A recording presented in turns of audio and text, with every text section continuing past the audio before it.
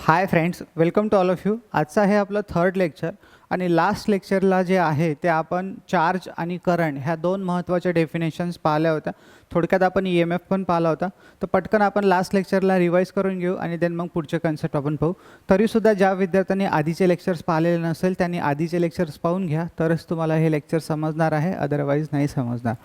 तर आपण last लेक्चरला charge पाहिला होता की चार्ज काय असतो, जेव्हा एखादी वस्तू आणि चार्ज केव्हा तयार होतो आणि एखादी वस्तू केव्हा न्यूट्रल असते. जेव्हा एखाद्या वस्तूमध्ये प्रोटॉन आणि न्यूट्रॉनची संख्या सारखी असते तेव्हा ती वस्तू न्यूट्रल असते. हे आपण पाहिलेलं आहे. तर इथे दोन वस्तू आहे आपल्याकडे. प्रोटॉन, जसं आपण लास्ट टाइम पाहिलं होतं की आपण एक ग्लास घेतलं होतं, दोघांमध्ये घर्षण केलं, त्याच्यामध्ये इलेक्ट्रॉनची देवाणघेवाण झाली आणि इलेक्ट्रॉनच्या देवाणघेवाणीमुळे जिथे इलेक्ट्रॉन वाढले ती वस्तू निगेटिव्ह चार्ज झाली आणि जिथे इलेक्ट्रॉन कमी झाले ती वस्तू पॉझिटिव्ह चार्ज झाली. जेव्हा हे दोन चार्ज जेव्हा हे दोन चार्जेस तयार झाले तेव्हा आणि जेव्हा हे जवळ घेतले आपण तेव्हा त्यांच्यामध्ये आपल्याला एक स्पार्क जाणवली आणि ही स्पार्क म्हणजेच होता इलेक्ट्रिकल डिस्चार्ज. ओके, आणि हा इलेक्ट्रिकल डिस्चार्ज म्हणजेच इलेक्ट्रिकल इफेक्ट आहे आणि याच इलेक्ट्रिकल इफेक्टला आपण चार्ज असं म्हटलं होतं. आपण चार्जची डेफिनेशन शिकलो की चार्ज म्हणजे काय, तर विजेच्या परिणामास चार्ज असे म्हणतात. It is a electrical effect. कोणता इफेक्ट, जशी ही स्पार्क क्रिएट होणं हा म्हणजे इलेक्ट्रिकल इफेक्ट आहे. तर ही इलेक्ट्रिकल इफेक्ट म्हणजे चार्ज. किंवा मग आपण चार्जची दुसरी डेफिनेशन पाहिली होती की एखादी वस्तू जर दुसऱ्या वस्तूला आपल्याकडे आकर्षित करून घेत असेल किंवा आपल्यापासून दूर ढकलत असेल तर अशावेळी ती वस्तू चार्ज आहे असे म्हणतात. तर जो चार्ज आहे तो आपण क्यू अक्षराने दाखवतो आणि कुलाममध्ये मोजतो, हे पाहिलेलं आहे. एकंदरीत चार्ज कसा तयार होतो, म्हणजेच इलेक्ट्रॉनच्या देवाणघेवाणमुळे. आणि पण इलेक्ट्रॉनची देवाणघेवाण करण्यासाठी त्या वस्तूवर बाह्य ऊर्जा लावावी लागते. जेव्हा एखादी वस्तू 1 कुलाम चार्ज आहे असं जेव्हा आपण म्हणतो तेव्हा आपल्याला माहीत आहे की 1 कुलाम म्हणजे 6.242 × 10⁻18. हे सगळं लास्ट टाइम झालं होतं. 10⁻18 इलेक्ट्रॉन्स, एवढे सारे इलेक्ट्रॉन्स एका कुलाममध्ये असतात. त्याच्यानंतर मग आपण हे पाहिलं होतं की जर हा पॉईंट आहे 6.242, हा पॉईंट लेफ्ट साईडला सरकला तर 0 वाढतात, राईट साईडला सरकलं तर 0 कमी होतात. हे एक कन्सेप्ट आपण इथून पाहिला होता. त्याच्यानंतर मी सांगितलं तुम्हाला की जसे दोन चार्जेस, ओके, जसं दोन मॅग्नेट आहे, दोन अपोजिट पोलचे मॅग्नेट जर जवळजवळ आणले आपण तर त्यांच्यामध्ये अट्रॅक्शन होते आणि दोन सारख्या पोलचे जर मॅग्नेट जवळ आणले त्यांच्यामध्ये रिपल्शन होते. सेम त्याचप्रमाणे जर दोन चार्ज बॉडी असेल आपल्याकडे, समजा मानून घ्या की हा मेटलचा एक बॉल आहे आपल्याकडे, हा पॉझिटिव्ह चार्ज आहे आणि हा निगेटिव्ह चार्ज आहे. मेटलचे दोन बॉल आहे आणि ते जवळ आणले तर हे दोन्ही वेगवेगळे चार्जेस आहे, त्याच्यामुळे यांच्यामध्ये अट्रॅक्शन होणार. तसंही पॉझिटिव्ह निगेटिव्हमध्ये अट्रॅक्शन होते आणि पॉझिटिव्ह निगेटिव्ह यांच्यामध्ये रिपल्शन होते. हे आपण पाहिलेलं आहे. जसं हा एक वायर आहे तर सध्याच्या कंडिशनला हा न्यूट्रल आहे. न्यूट्रल का आहे, कारण की याच्यामध्ये प्रोटॉनची संख्या आणि इलेक्ट्रॉनची संख्या सारखी आहे. आपण लास्ट टाइम लिहिलं आहे number of electrons is equal to number of proton, तर ती वस्तू न्यूट्रल असते. हे आपण लिहिलेलं आहे. त्याच्यानंतर मग आपण चार्ज कशा प्रकारे तयार होतो वगैरे हे सगळं पाहिलेलं आहे. इथं आपल्याला दिसेल की करंटची डेफिनेशन, आपण करंटची डेफिनेशन सिंपल पाहिली होती की करंट म्हणजे काय. तर आपण पाहिलं होतं करंट की वायर आहे, वायरच्या आतमध्ये मुख्यतः इलेक्ट्रॉनचं जेव्हा वहन होते तेव्हा आपण असं म्हणतो की वायरमधून करंट फ्लो होत आहे. तर ही आपल्याकडे कॉपरची वायर आहे आणि याच्यामधून सध्या हे इलेक्ट्रॉनचे वहन होत आहे. पण वायरमधून इलेक्ट्रॉनचे वहन होण्यासाठी वायरमध्ये असा फोर्स असला पाहिजे की जो फोर्स या वायरमधल्या इलेक्ट्रॉनला मोटिव्ह करेल. म्हणजे इलेक्ट्रॉनला मोटिव्ह करणारा फोर्स म्हणजे त्याला म्हणतो आपण EMF हा याचा शॉर्टकट आहे इलेक्ट्रोमोटिव्ह फोर्सचा. आणि इलेक्ट्रोमोटिव्ह फोर्स म्हणजे काय, तर असा फोर्स जो इलेक्ट्रॉनला मोटिव्ह करते. आजच्या लेक्चरमध्ये आपण शिकणार आहे की हा इलेक्ट्रोमोटिव्ह फोर्स कसा तयार होतो आणि कशा प्रकारे तयार केला जातो आणि कोणी सांगितलं की हा कसा तयार होतो. तर इलेक्ट्रोमोटिव्ह फोर्स असा फोर्स आहे जो इलेक्ट्रॉनला मोटिव्ह करते आणि याच फोर्समुळे इलेक्ट्रॉनचे काय होते, वहन. आणि जेव्हा या इलेक्ट्रॉनचे वहन होणार तेव्हा आपण त्याला म्हणणार करंट. म्हणून आपण मग करंटच्या दोन डेफिनेशन लिहिल्या होत्या. It is a flow of electron, इलेक्ट्रॉनच्या फ्लोला करंट असे म्हणतात, किंवा मग it is a flow of charge, याला आपण करंट असे म्हणतो. त्याच्यानंतर आपण एक इथं फॉर्म्युला लिहिला होता. इंजिनिअरिंग भाषेमध्ये आपण करंटची डेफिनेशन पाहिली होती dQ/dt. आता हा d दिसला तुम्हाला की समजून जायचं d आहे म्हणजे डेरिव्हेटिव्ह आहे आणि डेरिव्हेटिव्ह काय दर्शवतो आपल्याला, तर चेंज दर्शवतो, बरोबर. आता हा चेंज काय आहे पहा, तर डेरिव्हेटिव्ह म्हणजे सरळ कोणतीही क्वांटिटी बदलण्याचा दर. It is a rate of change, बरोबर. रेट म्हणजे दर, चेंज होण्याचा दर. काय चेंज होण्याचा दर, जे वरतं गोष्ट असेल ती आणि कोणासोबत, तर जी गोष्ट खाली असेल ती. जसं इथं वरतं Q आहे तर इथं लिहिलं आपण इट इज अ, हे ब्लॅकवालं जे आहे अक्षरामध्ये लिहिलं हे कॉमन राहते. It is a rate of change of charge with respect to time. म्हणजे इथं जेव्हा चार्ज हा टाईमसोबत बदलतो, म्हणजे जेव्हा टाईम चालू असतो आणि चार्जचं वहन होत असते, चार्ज वायरमधून इलेक्ट्रॉन वाहत आहे म्हणजे चार्जच वाहत आहे, तर जेव्हा वायरमधून इलेक्ट्रॉन्स वाहतात म्हणजे चार्ज वाहत असतो, आणि जेव्हा ते चार्ज वाहून राहिला म्हणजे चार्जमध्ये बदल होऊन राहिलेला आहे आणि त्या बदलाचंच आपण करंट असे म्हणतो. हे आपण तिसऱ्या डेफिनेशनमध्ये शिकलो आहे. वेळेनुसार चार्ज बदलण्याचा दर म्हणजे करंट होय, कारण की जशी टाईम चालू असते 1 सेकंद 2 सेकंद 3 सेकंद आपण टाईम लावला आणि त्या टाईमनुसार वायरमध्ये इलेक्ट्रॉनचं वहन होऊन राहिलं, इलेक्ट्रॉनचं वहन होऊन राहिलं म्हणजे चार्ज फ्लो होऊन राहिला, हे आपण पाहिलं होतं. प्रत्येक सेकंदला 1 कुलाम 1 कुलाम 1 कुलाम चार्ज चाललेला आहे. जेव्हा वायरमधून प्रत्येक सेकंदला 1 कुलाम चार्ज वाहतो तेव्हा त्या वायरमधून 1 ॲम्पियर करंट फ्लो होत असतो. हे आपल्याला इथं समजलं की 1 ॲम्पियर म्हणजे 1 कुलाम चार्ज पर सेकंदला फ्लो होत आहे. 1 कुलाम चार्ज पर सेकंद. जर 2 ॲम्पियर करंट असेल तर 2 कुलाम पर सेकंद, 3 असेल तर 3 कुलाम, 100 ॲम्पियरचा जर करंट असेल तर 100 कुलाम आले गेले. प्रत्येक सेकंदला 100 कुलाम असे इलेक्ट्रॉन्स काय होतं राहणार, जात राहणार. आणि आपल्याला हे माहीत आहे की एका कुलाममध्ये किती इलेक्ट्रॉन्स असतात. एका कुलाममध्ये असतात 6.242 गुणिले 10⁻18 इलेक्ट्रॉन्स पर सेकंद. तर म्हणून मग जेव्हा वायरमधून 1 ॲम्पियर करंट फ्लो होत असतो तेव्हा ॲक्च्युली त्या वायरमधून कोणत्याही ठिकाणी प्रत्येक सेकंदला 1 कुलाम चार्ज वाहत असतो. 1 कुलाम चार्ज वाहतो म्हणजे 6.242 गुणिले 10⁻, एवढे अमाऊंट ऑफ इलेक्ट्रॉन प्रत्येक सेकंदला वाहत राहतात. जर आपल्याला 1 ॲम्पियरचा कुठं शॉक लागला, सपोज आपल्याला 1 ॲम्पियरचा शॉक लागला, तर समजून जायचं की एवढे अमाऊंट ऑफ इलेक्ट्रॉन आपल्या बॉडीमधून पास झाले.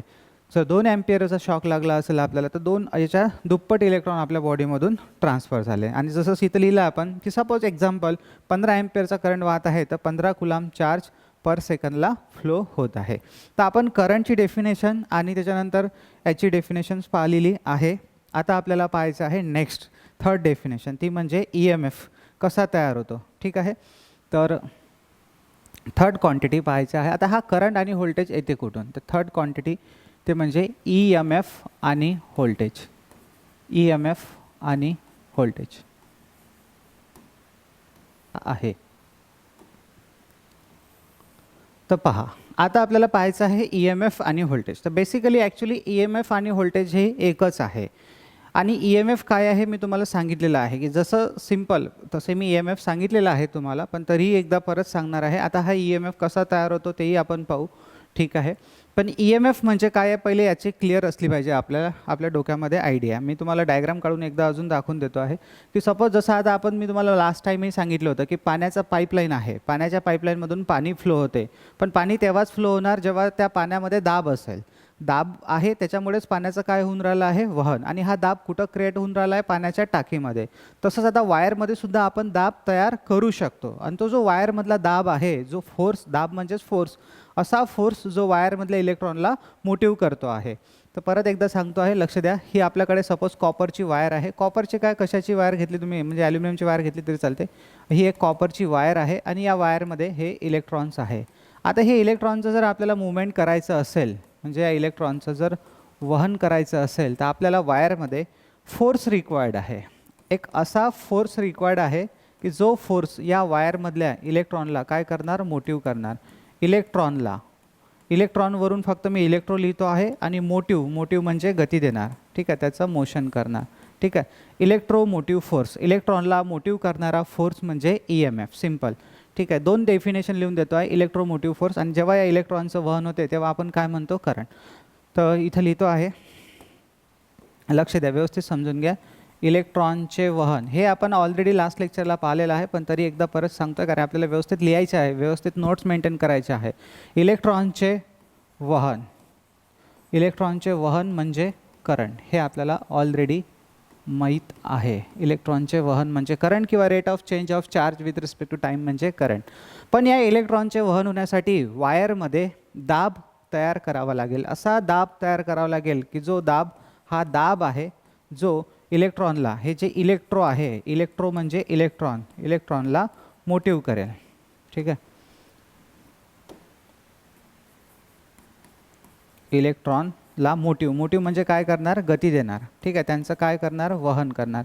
इलेक्ट्रॉनला गती देणारा दाब. इलेक्ट्रॉनला गती देणारा दाब म्हणजे EMF. तर EMFची मी डेफिनेशन लिहून देतो आहे तुम्हाला इथे व्यवस्थित की EMF म्हणजे काय. EMF असा फोर्स जो इलेक्ट्रॉनला मोटिव्ह करतो. EMF म्हणजे काय, असा फोर्स असा फोर्स. आता हा कोणता फोर्स आहे? Electrical force. हे खूप महत्त्वाचे आहे. असा इलेक्ट्रिकल फोर्स, इथे लिहितो आहे इलेक्ट्रिकल फोर्स. असा इलेक्ट्रिकल फोर्स जो इलेक्ट्रॉनला मोटिव्ह करतो. मोटिव्ह करतो याचा अर्थ काय करतो? गती देतो. मोटिव्ह करतो म्हणजेच गती देतो. ठीक आहे, हे ब्रॅकेटमध्ये लिहून ठेवलेलं आहे मी. गती देतो, मोटिव्ह करतो. तर त्याला म्हणतो आपण EMF म्हणजे असा इलेक्ट्रिकल फोर्स जो इलेक्ट्रॉनला मोटिव्ह करते. त्या फोर्समुळेच इलेक्ट्रॉनचं काय होते? वहन होते. पण आता हा ॲक्च्युली फोर्स कसा तयार होतो हे आपल्याला कोणं सांगितलं आहे? तर हा EMF तयार कुठं होतो? तर सगळ्यात पहिले तयार होतो हा वायरमध्ये. आता वायरमध्ये कसा तयार होतो, काय तयार होतो हे आपल्याला शिकायचंच आहे, बरोबर. पण त्याच्या आधी आपल्याला थोडंसं काही सिद्धांत पाहून घ्यायचे आहे, म्हणजे काही बेसिक. आणि कोणं सांगितलं की हा EMF अशाच प्रकारे तयार होतो म्हणून? तर थोडक्यात पहिले हिस्ट्रीकडे जाऊ आपण थोडंसं. इन इयर समजा 1800मध्ये आपल्याला इन्व्हेन्शन झालेलं आहे सगळ्यात पहिले सेलचं, की जे जगाला वीज भेटलेली आहे वर्ल्डला, ती भेटलेली आहे 1800मध्ये. तसं ॲक्च्युली ते 1799मध्ये झालं, पण त्याचं पेटंट जे आहे ते 1800मध्ये आलं. आणि सगळ्यात पहिली जी वीज आहे ती लोकांना सेलपासून भेटली आहे. ठीक आहे, आणि सेलचे जे इन्व्हेन्शन केलेलं आहे ते आहे अलेक्सॅन्ड्रो होल्टा. ठीक आहे, तर हे जे अलेक्सॅन्ड्रो होल्टा आहे हे ॲक्च्युली इटलीचे होते. आणि यांनी जे केमिकल सेल बनवला होता ज्याला होल्टाक्स सेल म्हणतात. आणि हे जे अलेक्सॅन्ड्रो होल्टा यांच्या या होल्टा सरनेमवरूनच व्होल्टेजचं युनिट आहे व्होल्ट.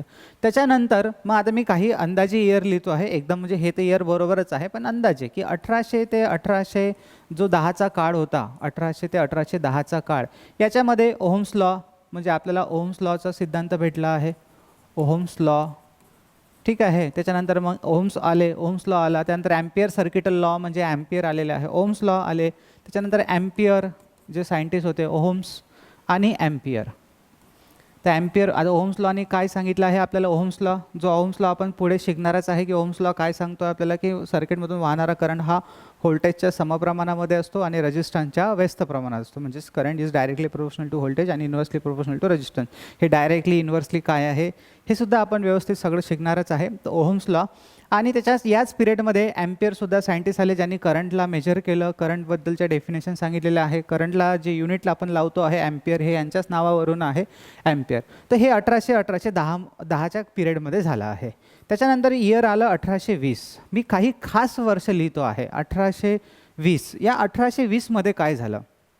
या 1820मध्ये एक इन्व्हेन्शन झालं. कोणतं इन्व्हेन्शन झालं? तर मॅग्नेटिक फील्डचं. इथं सेलचं झालं, इथं ओहम्स लॉचं झालं. याच्यामध्ये झालं आहे एक इन्व्हेन्शन, ते म्हणजे मॅग्नेटिक फील्ड. आणि हे मॅग्नेटिक फील्डचं इन्व्हेन्शन कसं होतं आणि कोणं केलं? ॲक्च्युली हे मॅग्नेटिक फील्डचं इन्व्हेन्शन जे आहे ते ओरेस्टेड यांनी केलेलं आहे. ओरेस्टेड जे सायंटिस्ट होते, जे सायंटिस्ट होते त्यांनी केलेलं आहे मॅग्नेटिक फील्ड. यांनी काय संशोधन केलं? यांनी काय केलं की एक सेल घेतला. पहा मी काय करतो आहे, यांचा एक्सपेरिमेंटच करून दाखवतो तुम्हाला. एक सेल घेतला. समजा आपल्याकडे एक सेल आहे, हा पॉझिटिव्ह आणि हा निगेटिव्ह, म्हणजे आपल्याकडे सरळ एक बॅटरी आहे किंवा एक सेल आहे. आता तेव्हा तर ॲक्च्युली सेलच होता. आणि या सेलला एका जाड वायरमार्फत कनेक्ट केलं. एक कॉपरची जाड वायर घेतली. ही एक कॉपरची जाड वायर घेतली आणि या वायरला कनेक्ट केलं. ठीक आहे, या कॉपरला आता हे जे आहे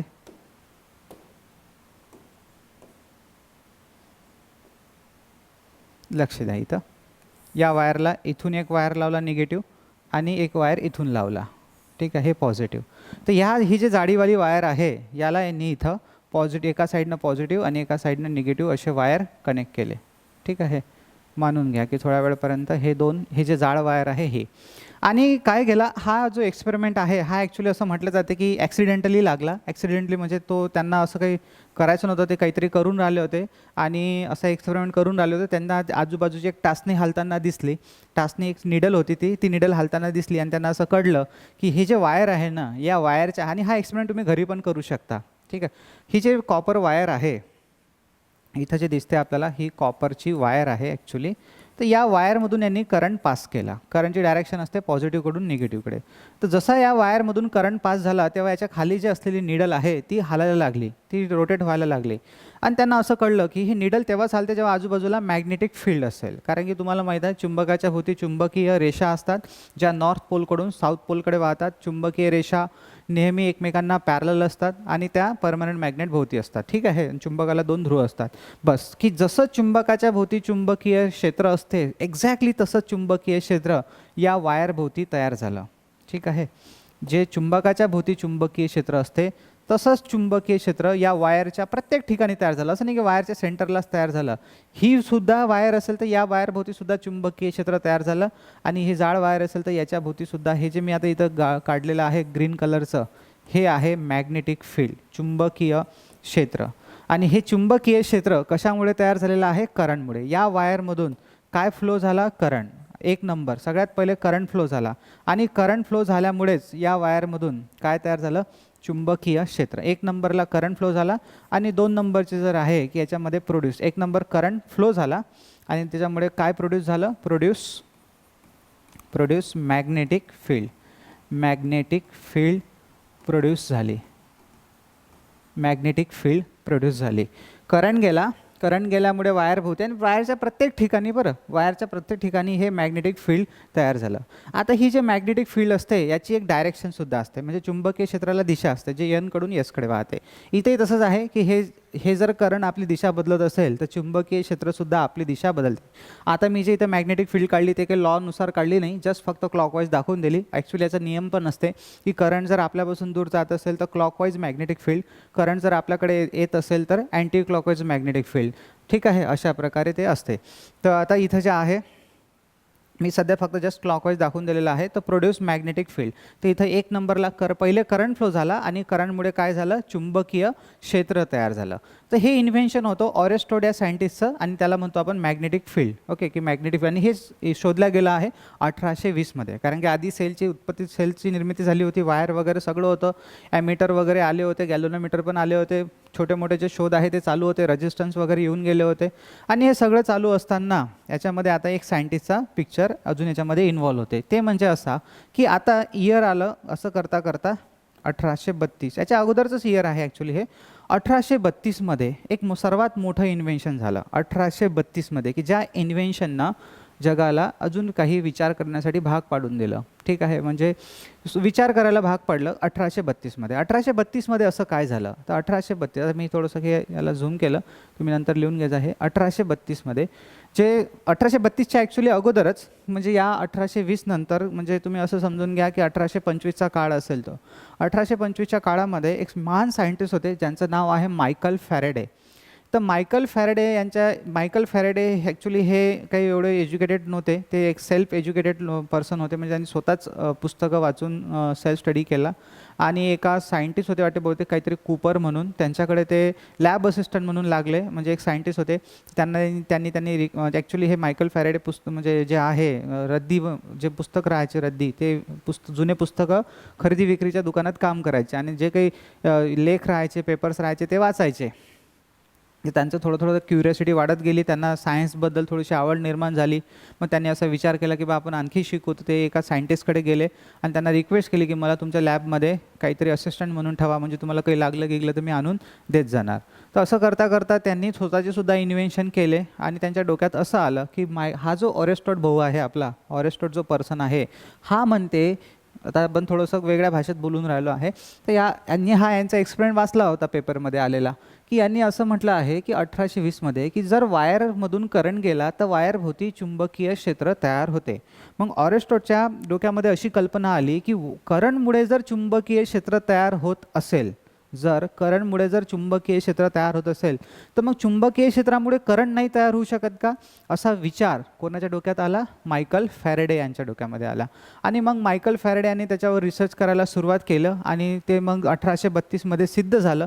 ॲक्च्युली त्यांनी शोधसुद्धा लावला की जेव्हा आपण एखादा वायर चुंबकीय क्षेत्रामधून फिरवतो किंवा मग वायरभोवती आपण चुंबकीय क्षेत्र फिरवतो तेव्हा वायरमध्ये करंट तयार होते.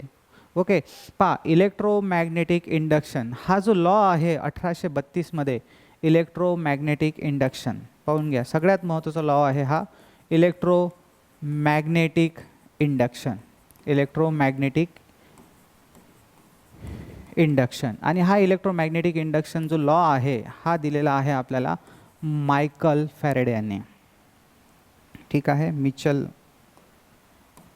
Michael Faraday. तर मायकल फॅरेडे जो आहे, ह्या मायकल फॅरेडे यांनी आपल्याला 1832 मध्ये हा इलेक्ट्रोमॅग्नेटिकचा इंडक्शनचा लॉ दिलेला आहे. हा लॉ काय सांगते पहा, मी तुम्हाला लॉ दाखवून देतो आहे. यांनी काय केलं की एक कोर घेतला, मेटलचा कोर घेतला, त्याच्यावर एक कॉपरची वायर गुंडाळली. हा पोकळ कोर होता, पोकळ कोर किंवा मग पोकळ कोणताही घेत, असं काही नाही की मेटलचाच घेतला पाहिजे म्हणून. त्यांनी एक मेटलची रिबिन घेतली, पोकळ होती ते, आणि त्याच्यावर त्यांनी कॉपरची वायर गुंडाळली. ठीक आहे, याच्यावर यांनी अशी एक कॉपरची वायर गुंडाळली आणि या कॉपरच्या वायरमध्ये गॅल्व्हनोमीटर कनेक्ट केलं. गॅल्व्हनोमीटर, ओके, गॅल्व्हनोमीटरचा शोध तिथं लागला होता. गॅल्व्हनोमीटरचा पॉइंटर हा एकदम स्ट्रेट असतो. जेव्हा तो स्ट्रेट असतो तेव्हा तो झिरोवर असतो. ठीक आहे, आणि जेव्हा त्याच्यातून करंट फ्लो होतो तेव्हा तो काटा मागे पुढे रोटेट होते. तर त्यांनी काय केलं, या कॉईलच्या भोवती हे जे कॉईलचे 2 वायर होते याच्या पॅरललमध्ये गॅल्व्हनोमीटर त्यांनी कनेक्ट केलं आणि एक मॅग्नेट घेतला. ठीक आहे, त्यांना ॲक्च्युली आता किती वर्ष लागले, काय लागले शोध लागायला, हे खूप महत्त्वाची गोष्ट आहे. त्यांनी एक मॅग्नेट घेतला. हा आहे मॅग्नेट आपल्याकडे, ज्या मॅग्नेटला 2 ध्रुव आहे, N आणि S. हा मॅग्नेट आहे परमनंट मॅग्नेट. आणि काय झालं, मी नंतर तुम्हाला व्हिडिओमध्ये दाखवून पण देईल. हा जो परमनंट मॅग्नेट आहे हा यांनी या जो पोकळ हे आहे रिबिन पाईप आहे त्या पाईपवर वाइंडिंग गुंडाळलेली आहे. समजा पृष्ठाचा जरी म्हटलं तुम्ही तरी चालते हा पाईप. आणि हा जो मॅग्नेट आहे हा हातानं त्या कॉईलच्या आतमध्ये लोटला. जसा कॉईलच्या आतमध्ये लोटला तसंच त्यांना या काट्याचं डिफ्लेक्शन जाणवलं. काट्याचं डिफ्लेक्शन जाणवलं म्हणजे कॉईलमध्ये करंट तयार झाला असं त्यांना समजलं. कारण की मीटरमधून करंट गेला तरच पॉइंटरचं मुवमेंट होते हे त्यांना कळलं होतं. तर मॅग्नेट टाकून दिला तर काट्याचं मुवमेंट झालं आणि थांबला. काटा थांबून गेला, परत झिरोवर आला आणि थांबून गेला. मग त्यांनी परत मॅग्नेट बाहेर काढला, परत काटा एकदा हलला, अपोजिट डायरेक्शननं हलला. परत मॅग्नेट आतमध्ये टाकला, परत काटा क्लॉकवाईज डायरेक्शननं हलला. परत मॅग्नेट बाहेर काढला, काटा वापस रिव्हर्स डायरेक्शननं हलला. म्हणजे एकदा फॉरवर्डला काटा हलत होता, एकदा रिव्हर्सला. आणि मग त्यांनी तो मॅग्नेट जो आहे तो एकदम पूर्ण आतमध्ये बाहेर असा पूर्ण काळघाड केला. आणि त्यांना असं कळलं की जोपर्यंत हे मॅग्नेट या कॉईलच्या जवळ जात आहे तोपर्यंतच असं ठून दिलं तर जमत नाही, एकदम मुवमेंट झालं पाहिजे. एक तर ही कॉईल फिरली पाहिजे, म्हणजे कॉईल मुवमेंट झाली पाहिजे किंवा मग मॅग्नेट मुवमेंट झाला पाहिजे. तर हा मॅग्नेट जोपर्यंत मुवमेंट करत होते तोपर्यंत कॉईलमध्ये करंट तयार होत होता. आणि कॉईलमध्ये करंट तयार होत आहे की नाही तयार होत आहे हे आपल्याला या गॅल्व्हनोमीटरच्या काट्याच्या डिफ्लेक्शनवरून कळलं. तेव्हा त्यांच्या असं लक्षात आलं की चुंबकामुळे सुद्धा कॉईलमध्ये करंट तयार होते. जर करंटमुळे कॉईल, जसं आता ही तार आहे, जर करंटमुळे चुंबकीय क्षेत्र तयार होऊ शकते तर चुंबकीय क्षेत्रामुळे सुद्धा करंट तयार होते. इथं जे आहे हे 1 नंबरचं आहे मॅग्नेट आणि 2 नंबर याच्यामध्ये तयार झाला करंट. ठीक आहे, हा नियम पाहून घ्या. काय आहे, 1 नंबर मॅग्नेट आहे आणि मॅग्नेटच्या भोवती असते चुंबकीय रेषा. पण एक गोष्ट लक्षात ठेवा, आता इथं या 2 गोष्टीपैकी एक तर चुंबक फिरता असला पाहिजे किंवा मग कॉईल फिरती असली पाहिजे. ठीक आहे, एक तर चुंबकचं मुवमेंट झालं पाहिजे किंवा मग कॉईलचं मुवमेंट झालं पाहिजे. आणि याच सिद्धांतावर त्यांनी त्यांचा लॉ मांडला की जर आपण एखादी कॉईल चुंबकीय क्षेत्रामध्ये फिरवली तर त्या कॉईलमध्ये, त्यांनी आता असं नाही म्हटलं जगाला की त्यांनी त्या कॉईलमध्ये करंट तयार होते. त्यांनी असं म्हटलं की त्या कॉईलमध्ये एक असा फोर्स तयार होतो की त्या फोर्समुळे त्या कॉईल आतमधल्या इलेक्ट्रॉनचं वहन होते. इलेक्ट्रॉन जे आहे ते मोटिव्ह होतात आणि मग करंट वाहू लागतो. तर म्हणून त्यांनी शॉर्टकटमध्ये म्हटलं आहे की EMF तयार होतो जेव्हा एखादी कॉईल चुंबकीय क्षेत्रामध्ये फिरवतो किंवा मग कॉईलला स्थिर ठेवून आपण चुंबकीय क्षेत्र फिरवतो. 2 पैकी काहीही एक गोष्ट फिरवायची आहे आणि एक गोष्ट स्थिर ठेवायची आहे. एक तर चुंबकीय क्षेत्र फिरतं पाहिजे, अदरवाईज मग कॉईल फिरती पाहिजे. तर त्यांनी काय केलेलं आहे, कोणताही नियम त्यांनी सांगितलं, एक तर कॉईलला चुंबकीय क्षेत्रामध्ये फिरवले असता किंवा मग मॅग्नेट जे आहे ते कॉईल भोवती फिरवले असता. कॉईलमध्ये एक असा फोर्स तयार होतो, पहा इथं काय लिहितो आहे, कॉईलमध्ये एक असा फोर्स तयार होतो, असा फोर्स ओके, जो कॉईलमधल्या इलेक्ट्रॉनला काय करतो, मोटिव्ह करतो. इलेक्ट्रोमोटिव्ह फोर्स, इलेक्ट्रॉनला मोटिव्ह करणारा फोर्स म्हणजेच काय आहे, EMF. तर कॉईलमध्ये EMF तयार होतो आणि हे सिद्ध झालं 1832 मध्ये. 1832 मध्ये त्यांना पेटंटसुद्धा देण्यात आलं मायकल फॅरेडे यांना. ॲक्च्युली का जे ज्यांच्याकडे जे लॅबॉरेटरीमध्ये काम करत होते त्या सायंटिस्टचं म्हणणं असं होतं की हा एक्सपेरिमेंट यांनी चोरला आहे, मायकल फॅरेडे यांनी चोरला आहे. ॲक्च्युली हे इन्व्हेन्शन त्यांचं आहे. आता हे पण जे मेनली नाव घेतलं जाते ते आहे मायकल फॅरेडे यांचं. तर मी इथं तुम्हाला इन्व्हेन्शन सांगितलेलं आहे. ही हिस्ट्री कशासाठी सांगितली की प्रॉपरली तुम्हाला EMF काय आहे तो कळायला पाहिजे आणि EMF कुठं तयार होतं. एकदा EMF तयार झाला की मग करंटचं वहन होते आणि करंटचं वहन झालं की आपल्याला इलेक्ट्रिकल एनर्जी मिळते. ठीक आहे. तर हे तुम्ही नोट डाऊन करून घ्या. थोडक्यात काही वर्ष मी इथं महत्त्वाचे सांगितले तुम्हाला. 1800 मध्ये सेल, 1800 ते 1810 आपल्याला ओम्स लॉ, ॲम्पियर्स लॉ असे लॉ भेटले. त्याच्यानंतर 1820 आपल्याला, आणि हे मेन इयर लिहिले जे आपल्या इलेक्ट्रिसिटीशी संबंधित आहे. 1820 ऑरेस्टोड या सायंटिस्टने आपल्याला मॅग्नेटिक फील्डचा कन्सेप्ट सांगितला की जर वायरमधून करंट गेला तर वायरभोवती चुंबकीय क्षेत्र तयार होते. तुमच्या डोक्याच्या वरचा जो फॅन असेल, तुमच्या घरा आजूबाजूला जी वायरिंग असेल आणि त्या वायरिंगमधून जर करंट फ्लो होत असेल तर आताही सुद्धा त्या वायरभोवती चुंबकीय क्षेत्र तयार होत असेल. कधी तुम्ही क्लिप ऑन मीटर पाहिलं असेल, टॉंग टेस्टर ज्याला म्हणतो आपण, क्लॅम्प मीटर, त्याने आपण डायरेक्ट वायरच्या बाहेरूनच वायरला अटकवलं त्याच्यामध्ये की डायरेक्टच आपण करंट मोजू शकतो. तर तो कोणत्या बेसवर मोजू शकतो आपण? तेच वायरभोवती असलेल्या चुंबकीय क्षेत्रामुळे. आणि याच कन्सेप्टचा, या ऑरेस्टोडच्या सिद्धांताचा उलटा प्रिन्सिपल आहे, उलटा कन्सेप्ट आहे मायकल फॅरेडे यांचं, ज्याला आपण इलेक्ट्रोमॅग्नेटिक इंडक्शन म्हणतो. की चुंबकीय क्षेत्रामुळे करंट तयार होते तर करंटमुळे चुंबकीय क्षेत्र तयार होते. हे दोन्ही व्हाईस वर्सा आहे. तर हे सांगितलं ऑरेस्टोड या आपल्या मायकल फॅरेडे या सायंटिस्टनं. तर एवढी हिस्ट्री तुम्ही लिहिलेली आहे. तर आपल्याला EMF काय आहे हे समजून घ्यायचं होतं. तर EMF आपण इथं समजून घेतलेला आहे. हा EMF कसा तयार होतो हे सांगितलं आपल्याला मायकल फॅरेडे यांनी. आता पहा, जगामध्ये जी वीज आहे ती समजा बेसिकली कशामुळे तयार केली जाते? Electricity generated by electricity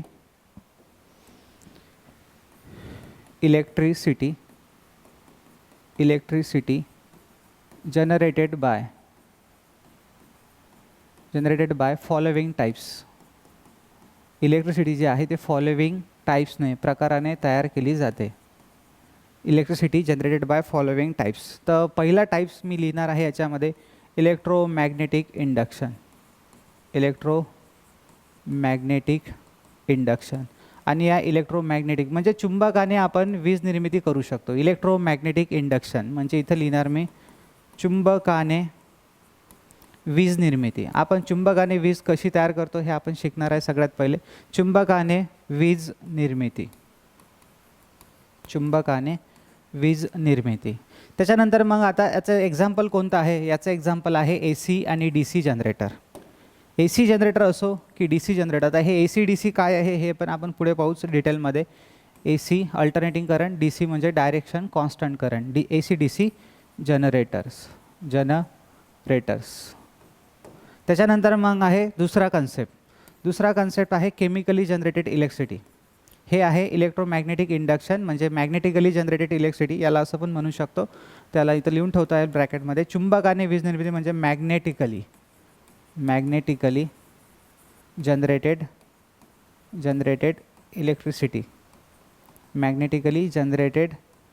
electricity. आता दुसरा एक्झाम्पल आहे chemically generated electricity. Chemically generated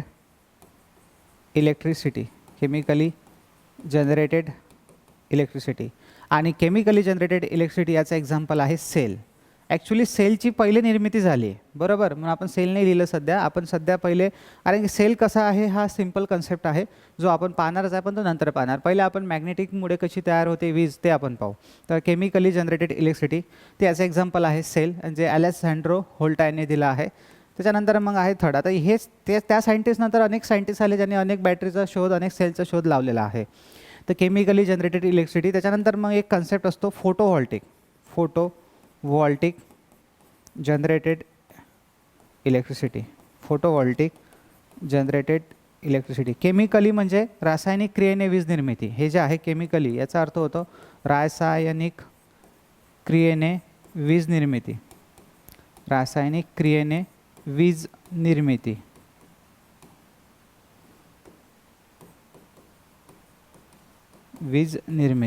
ठीक आहे. आणि हे फोटोव्होल्टिक काय आहे?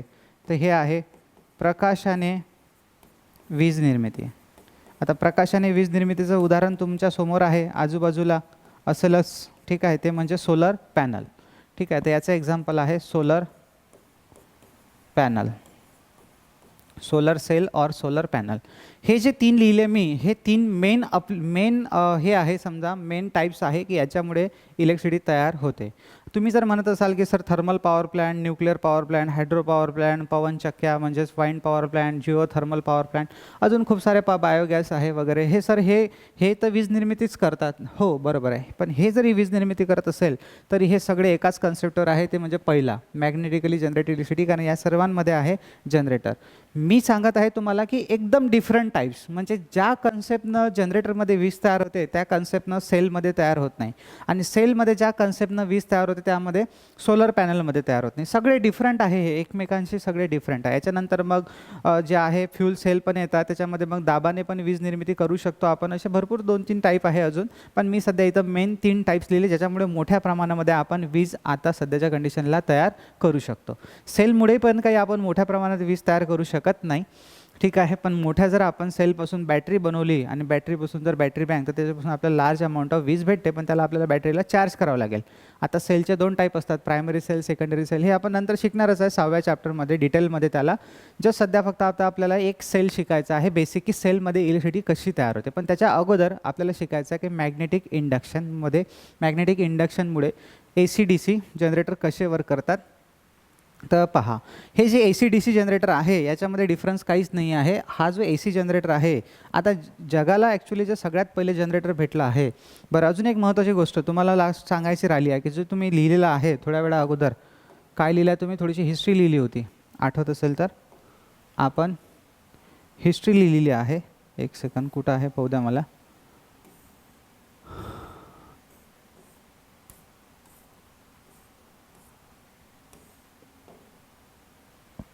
ही वाली 1810, 1820, 1832. याच्या पुढची एक गोष्ट तुम्हाला अजून सांगायची राहिली आहे, ती म्हणजे अशी की 1832मध्ये आपल्याला इलेक्ट्रोमॅग्नेटिक इंडक्शनचा लॉ भेटला, मायकल फॅरेडे. पण अजूनही लॅम्पचा शोध लागायचा होता. 1832 नंतर जो 1840 ते 1845चा काळ होता, 1840 ते 1845चं जे इयर होतं, या इयरमध्ये DC जनरेटर आणि DC मोटर यांची निर्मिती झाली. DC जनरेटर आणि DC मोटर यांचे काही वेगळे सायंटिस्ट होते ज्यांचं मला नाव आता आठवत नाही आहे, ठीक आहे. DC जनरेटर आणि DC मोटर यांनी, आणि ते एकच सायंटिस्ट नव्हते, 2-3 सायंटिस्ट होते, त्यांनी DC जनरेटर आणि DC मोटरची निर्मिती केली 1840 ते 1845 या दरम्यान, बरोबर. आणि त्याच्यानंतर मग आहे एक वर्ष 1872. काही पुस्तक 1872 तर काही पुस्तकं 1877 सुद्धा आहे, पण 1872 हे मोस्ट ॲक्युरेट आहे. तर 1872मध्ये जे आहे ते लॅम्पचं इन्व्हेन्शन झालं. Lamp invention. आता लॅम्प म्हणजे आता जनरेटर झालं, जनरेटर लागलं, मोटर लागलं, म्हणजे वीज तयार झाली, वीजमुळे मोटरही बनली, पण अजून लॅम्प यायचा होता जगामध्ये, ठीक आहे. आणि लॅम्पचा शोध लागला आहे 1872मध्ये, लॅम्प इन्व्हेन्शन. आणि ते लावलं आहे आपल्याला सगळ्यांना माहीत असेल, थॉमस अल्वा एडिसन. जे महान सायंटिस्ट होते त्या दशकातील, त्यांनी किती सारे तरी एक्सपेरिमेंट करून आपल्याला लॅम्पचा शोध लावून दिला. आता मला तुम्ही सांगा, या लॅम्पची भेट आणि त्या बॅटरीची भेट, त्या सेलची भेट किती वर्षानंतर झाली. 1872मध्ये लॅम्प आला आणि 1800मध्ये सेल आला. तर एवढे वर्ष लागले म्हणजे त्या सेलला लॅम्पवर लावण्यासाठी, ठीक आहे. विचार करा, ठीक आहे. हे वर्ष थोडंसं आपल्याला समजून हे म्हणजे एक क्युरियोसिटी तयार करतील. 1872 कुठं आणि 1800 कुठं. 1800मध्ये सेल आणि डायरेक्ट 1872मध्ये लॅम्प, म्हणजे सेलला तो लॅम्प भेटण्यासाठी किंवा मग बॅटरीला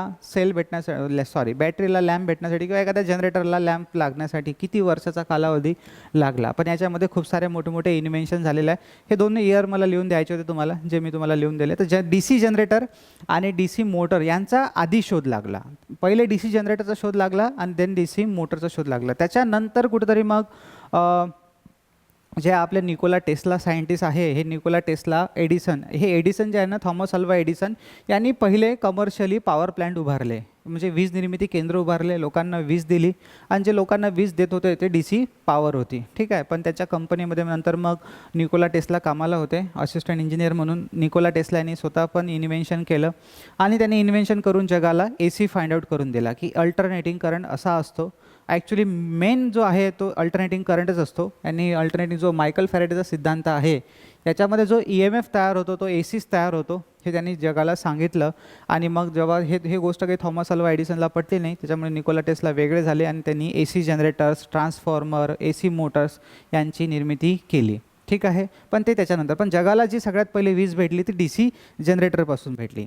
पण मग आता हे सर तुम्ही आम्हाला काहून सांगून राहिले? सांगायचा उद्देश असं की तुम्हाला सगळ्या गोष्टी लिंक लागल्या पाहिजे. पहा, विषय असा आहे की जरी जनरेटरचा शोध पहिले लागला असेल पण त्याचा शेवटी जो मेन आहे तो ACच आहे. DC जनरेटर जरी असेल तरी त्या DC जनरेटरमध्ये जी वीज तयार होते, ठीक आहे, हे वाले डायग्राम इलेक्ट्रोमॅग्नेटिक इंडक्शन याच्यामध्ये AC आणि DC जनरेटर. तर हा DC जनरेटरचा शोध पहिले लागला, त्याच्यानंतर AC जनरेटरचा शोध लागला. पण जनरेटर DC जरी असेल, लक्ष द्या, आणि हे तुम्हाला माहितीही असेल, तुम्ही ITला गेले असेल तर DC जनरेटर जरी असेल तरी त्याच्यामध्ये मुळात AC सप्लाय तयार होतो. त्या ACला कॉम्युटेटर मार्फत DC केल्या जाते आणि मग तो DC आपल्याला बाहेर भेटते. ठीक आहे, तर AC तेव्हा लोकांना कळायचा होता, एडिसन वगैरेंना पण कळायचं होतं की AC ॲक्च्युली आपण ACच तयार करत आहे आणि त्या ACला नंतर DC करत आहे, हे त्यांच्या लक्षात आलं नाही. त्यांनी त्यांच्या पद्धतीनं डायरेक्ट DC सप्लाय घेतला, एकाच डायरेक्शननं इलेक्ट्रॉनचं वहन होत होतं. आपण त्याला शिकणार आहे. पण बेसिकली जेव्हाही तुम्ही जनरेटरमध्ये सप्लाय तयार करता, मग ते DC जनरेटर असो की AC जनरेटर असो, त्यांच्यामध्ये जो सप्लाय तयार होतो तो AC सप्लायच तयार होतो. म्हणून आपल्याला सगळ्यात पहिले AC कसा तयार होतो हे शिकायचं आहे. एकदा आपण AC कसा तयार होतो हे शिकलो तर आपल्याला समजेल की DC कसा तयार होतो. ठीक आहे, तर इथे जे आहे आता मला एक तुम्हाला एक्सपेरिमेंट करून हे दाखवायचं आहे, म्हणजे एक गोष्ट दाखवायची आहे ती म्हणजे, लक्ष द्या आता इथं एक मिनटं. तर लास्ट लेक्चर जे आहे ते लास्ट लेक्चरमध्ये आपण चार्ज वगैरे हे सगळं पाहिलं होतं. ठीक आहे, ज्या विद्यार्थ्यांना ॲडमिशन्स करायचे असतील, तुम्ही पाहिलं असेल लेक्चरमध्ये, लेक्चरच्या मधात जे माझा नंबर स्क्रोल होत आहे, तुम्ही बॅच जॉईन करू शकता किंवा तुमच्या फ्रेंडला पण सांगू शकता. आपलं जे नॉलिफाय ॲप आहे ते सुद्धा तुम्ही डाउनलोड करू शकता. लास्ट लेक्चरला आपण याच्याबद्दल पाहिलं होतं. जसं आता तुम्ही पहा, हे जनरेटर्स आहे आणि हे सुद्धा एक जनरेटर्स आहे. तर आपण सगळ्यात पहिले जनरेटरमध्ये कशी वीज निर्मिती होते ते पाहणार. ॲक्च्युली जे तुम्ही शिकत आहे हे सोबतमधलं फक्त थोडंसं तुम्ही पाहिलेलं आहे.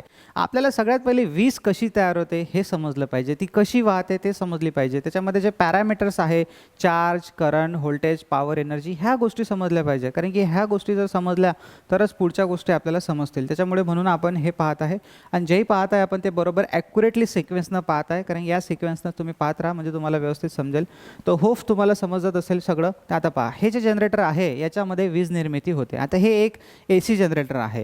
आता या जनरेटरचं प्रिन्सिपल म्हणजे सिद्धांत काय आहे, म्हणजे काम करण्याचं तत्व कशावर आधारित आहे, तर ते आहे मायकल फॅरेडे यांचा Faraday's law of electromagnetic induction, की इलेक्ट्रोमॅग्नेटिक इंडक्शनच्या तत्वावरच हे जनरेटर काम करते. आता जनरेटरला वायर्स असतील, त्या वायरवर आपले लॅम्प्स असतील, फॅन असतील, मोटर्स असतील, त्या चालतील, बरोबर. पण या जनरेटर का फुकट फाकट आपल्याला वीज देते आहे का? नाही. या जनरेटरला आपल्याला काय द्यावं लागते? मॅकॅनिकल पॉवर, म्हणजे त्याचा जो रोटर असतो त्याला आपल्याला फिरवावं लागते. आता त्याला फिरवण्यासाठीच आपण इकडे आजूबाजूला एक हा DC इंजिन वापरलं, DC इंजिन म्हणतो, डिझेल इंजिन वापरलेला आहे. हे जे आजूबाजूला दिसते आपल्याला हे आहे एक डिझेल इंजिन. याच्यामध्ये डिझेल टाकून जे सेम ट्रॅक्टर, फोर व्हीलर वगैरेमध्ये जे इंजिन वापरतात तेच आहे. ते त्या डिझेलवर हे इंजिन जे आहे ती मेकॅनिकल पॉवर क्रिएट करते. ती मेकॅनिकल पॉवर जनरेटरला जाते आणि जनरेटर मग आपल्याला इलेक्ट्रिकल पॉवर देते. जनरेटरचं म्हणणं असं आहे की तुम मुझे घुमाओ म्हणजे तुम मुझे मैकेनिकल पावर दो, मैं तुम्हें इलेक्ट्रिकल पावर दूंगा. ठीक आहे, तर याला पाहिजे फक्त काय? Mechanical power. हा आपल्याला इलेक्ट्रिकल पॉवर देणार. अजून एक गोष्ट याला रिक्वायर्ड आहे, ती आता कोणती आहे काय आहे ते मी तुम्हाला पुढे पुढे सांगतोच. ठीक आहे, सगळ्या गोष्टी. तर आता या जनरेटरमध्ये जी वीज तयार होते ती कोणाची देण आहे? मायकल फॅरेडे यांची. ठीक आहे, आपण तर हा जनरेटर आहे. आता या जनरेटरच्या आतमध्ये आहे काय? तर या जनरेटरच्या आतमध्ये बेसिकली आहे वाइंडिंग. ओके, आता याच्यामध्ये एक वाइंडिंग आहे, दोन वाइंडिंग आहे, काय कसं आहे ते सगळं आपण डिटेलमध्ये शिकणार आहे. आता थोडंसं हा लेंदी टॉपिक आहे, मोठा टॉपिक आहे. इथून जो आपण स्टार्ट करत आहे, सगळ्यात पहिलं आपण आपल्याला काय शिकायचं आहे की EMF कसा तयार होतो. एकदा आता EMF तर काय आहे हे कळलं आपल्याला. EMF काय आहे 10 वेळेस रिपीट करून सांगतो आहे. EMF कळला पाहिजे. वायरमधला एक असा फोर्स आहे जो फोर्स वायरमधल्या इलेक्ट्रॉनला मोटिव्ह करतो, ज्याच्यामुळे इलेक्ट्रॉनचं वहन होते आणि त्यालाच आपण EMF म्हणतो. बस EMFलाच अजून दुसरं नाव आहे व्होल्टेज. त्याच EMFला व्होल्टेजसुद्धा म्हटल्या जाते. आपण काय पाहताय, EMF तर सर समजलं आम्हाला की वायरमध्ये एकला फोर्स आहे जो इलेक्ट्रॉनला मोटिव्ह करते, पण हा तयार कसं होते हे शिकायचं आहे. थोडक्यात आपण पाहिलेलं आहे इन्व्हेन्शनमध्ये, पण आता आपल्याला डिटेलमध्ये पाहायचं आहे. तर आता मी तुम्हाला ॲक्च्युली पूर्ण एक एक्सपेरिमेंट करून दाखवतो आहे, म्हणजे डायरेक्टली लाईव्ह तर नाही पण थेरॉटिकली. आपल्याकडे एक कॉपरची वायर आहे, हे दिसते तुम्हाला, ही एक कॉपरची वायर आहे. कॉपरचीच काऊन घेतली, ॲल्युमिनियमची घेतली असती चालली असती, ॲल्युमिनियमची चालली असती. हां, धागा घ्या ना, एखादा प्लास्टिक घ्या ना सर, नाही. आपल्याला तार जी वायर जी पाहिजे आहे ती कंडक्टर असली पाहिजे, नाही तर मग घेऊ तर काही शकतो आपण. तर आपल्याला धागाही घेता आला असता, बरोबर, पण नाही, आपल्याला ॲज अ कंडक्टर मटेरियलच पाहिजे. तर हे कंडक्टर मटेरियल आहे. आता एक तार, अशी तार लागेल की खूप मोठी तार पाहिजे, खूप मोठी तार, कारण की त्याच्यामध्ये जो तयार होणारा EMF दिसला पाहिजे ना आपल्याला की EMF तयार होत आहे की. एका तारेमध्येही EMF तयार होते, पण तो एवढा आहे की तो आपल्याला गॅल्व्हनोमीटरमध्ये पण दिसणार नाही.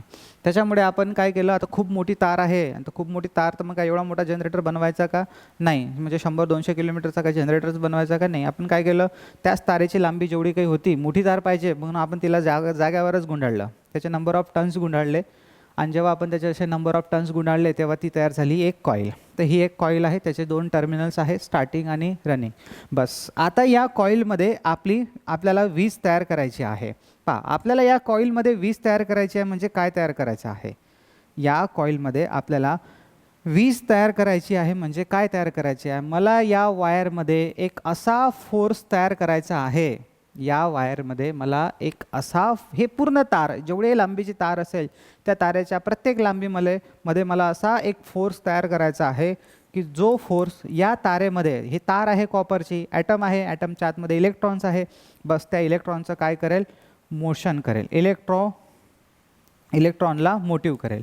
म्हणजेच इलेक्ट्रॉनला मोटिव्ह करणारा, या इलेक्ट्रॉन न वाचता फक्त इलेक्ट्रो वाचा, इलेक्ट्रोमोटिव्ह फोर्स. मला या वायरमध्ये इलेक्ट्रोमोटिव्ह फोर्स तयार करायचा आहे. एकदा इलेक्ट्रोमोटिव्ह फोर्स तयार झाला की लगेच या कॉईलमधून इलेक्ट्रॉनचं वहन होणं सुरू होऊन जाणार. फक्त एक गोष्ट लक्षात ठेवायचं की इलेक्ट्रॉनचं वहन तेव्हाच होते जेव्हा इकडे सर्किट कंप्लीट असेल. जर सर्किट कंप्लीट नसेल आणि तुमच्याकडे व्होल्टेज कितीही असेल, म्हणजे दाब EMF कितीही असेल, तरी इलेक्ट्रॉनचं वहन होणार नाही. इलेक्ट्रॉनचं वहन होण्यासाठी हे जे सर्किट असते कॉईलचं, हे कंप्लीट झालं पाहिजे विथ रेजिस्टन्स, नाही तर मग डायरेक्ट वायरला वायर लावून दिलं तेव्हाही इलेक्ट्रॉन वाहतात, पण तेव्हा ते शॉर्ट सर्किट होईल. तर या 2 वायरच्या मदत आपल्याला रेजिस्टन्स लावून सर्किट कंप्लीट करावं लागेल, तरच या वायरमधून इलेक्ट्रॉनचं वहन होणार. पण ठीक आहे, आणि जेव्हा इलेक्ट्रॉनचं वहन होणार तेव्हा करंट वाहणार.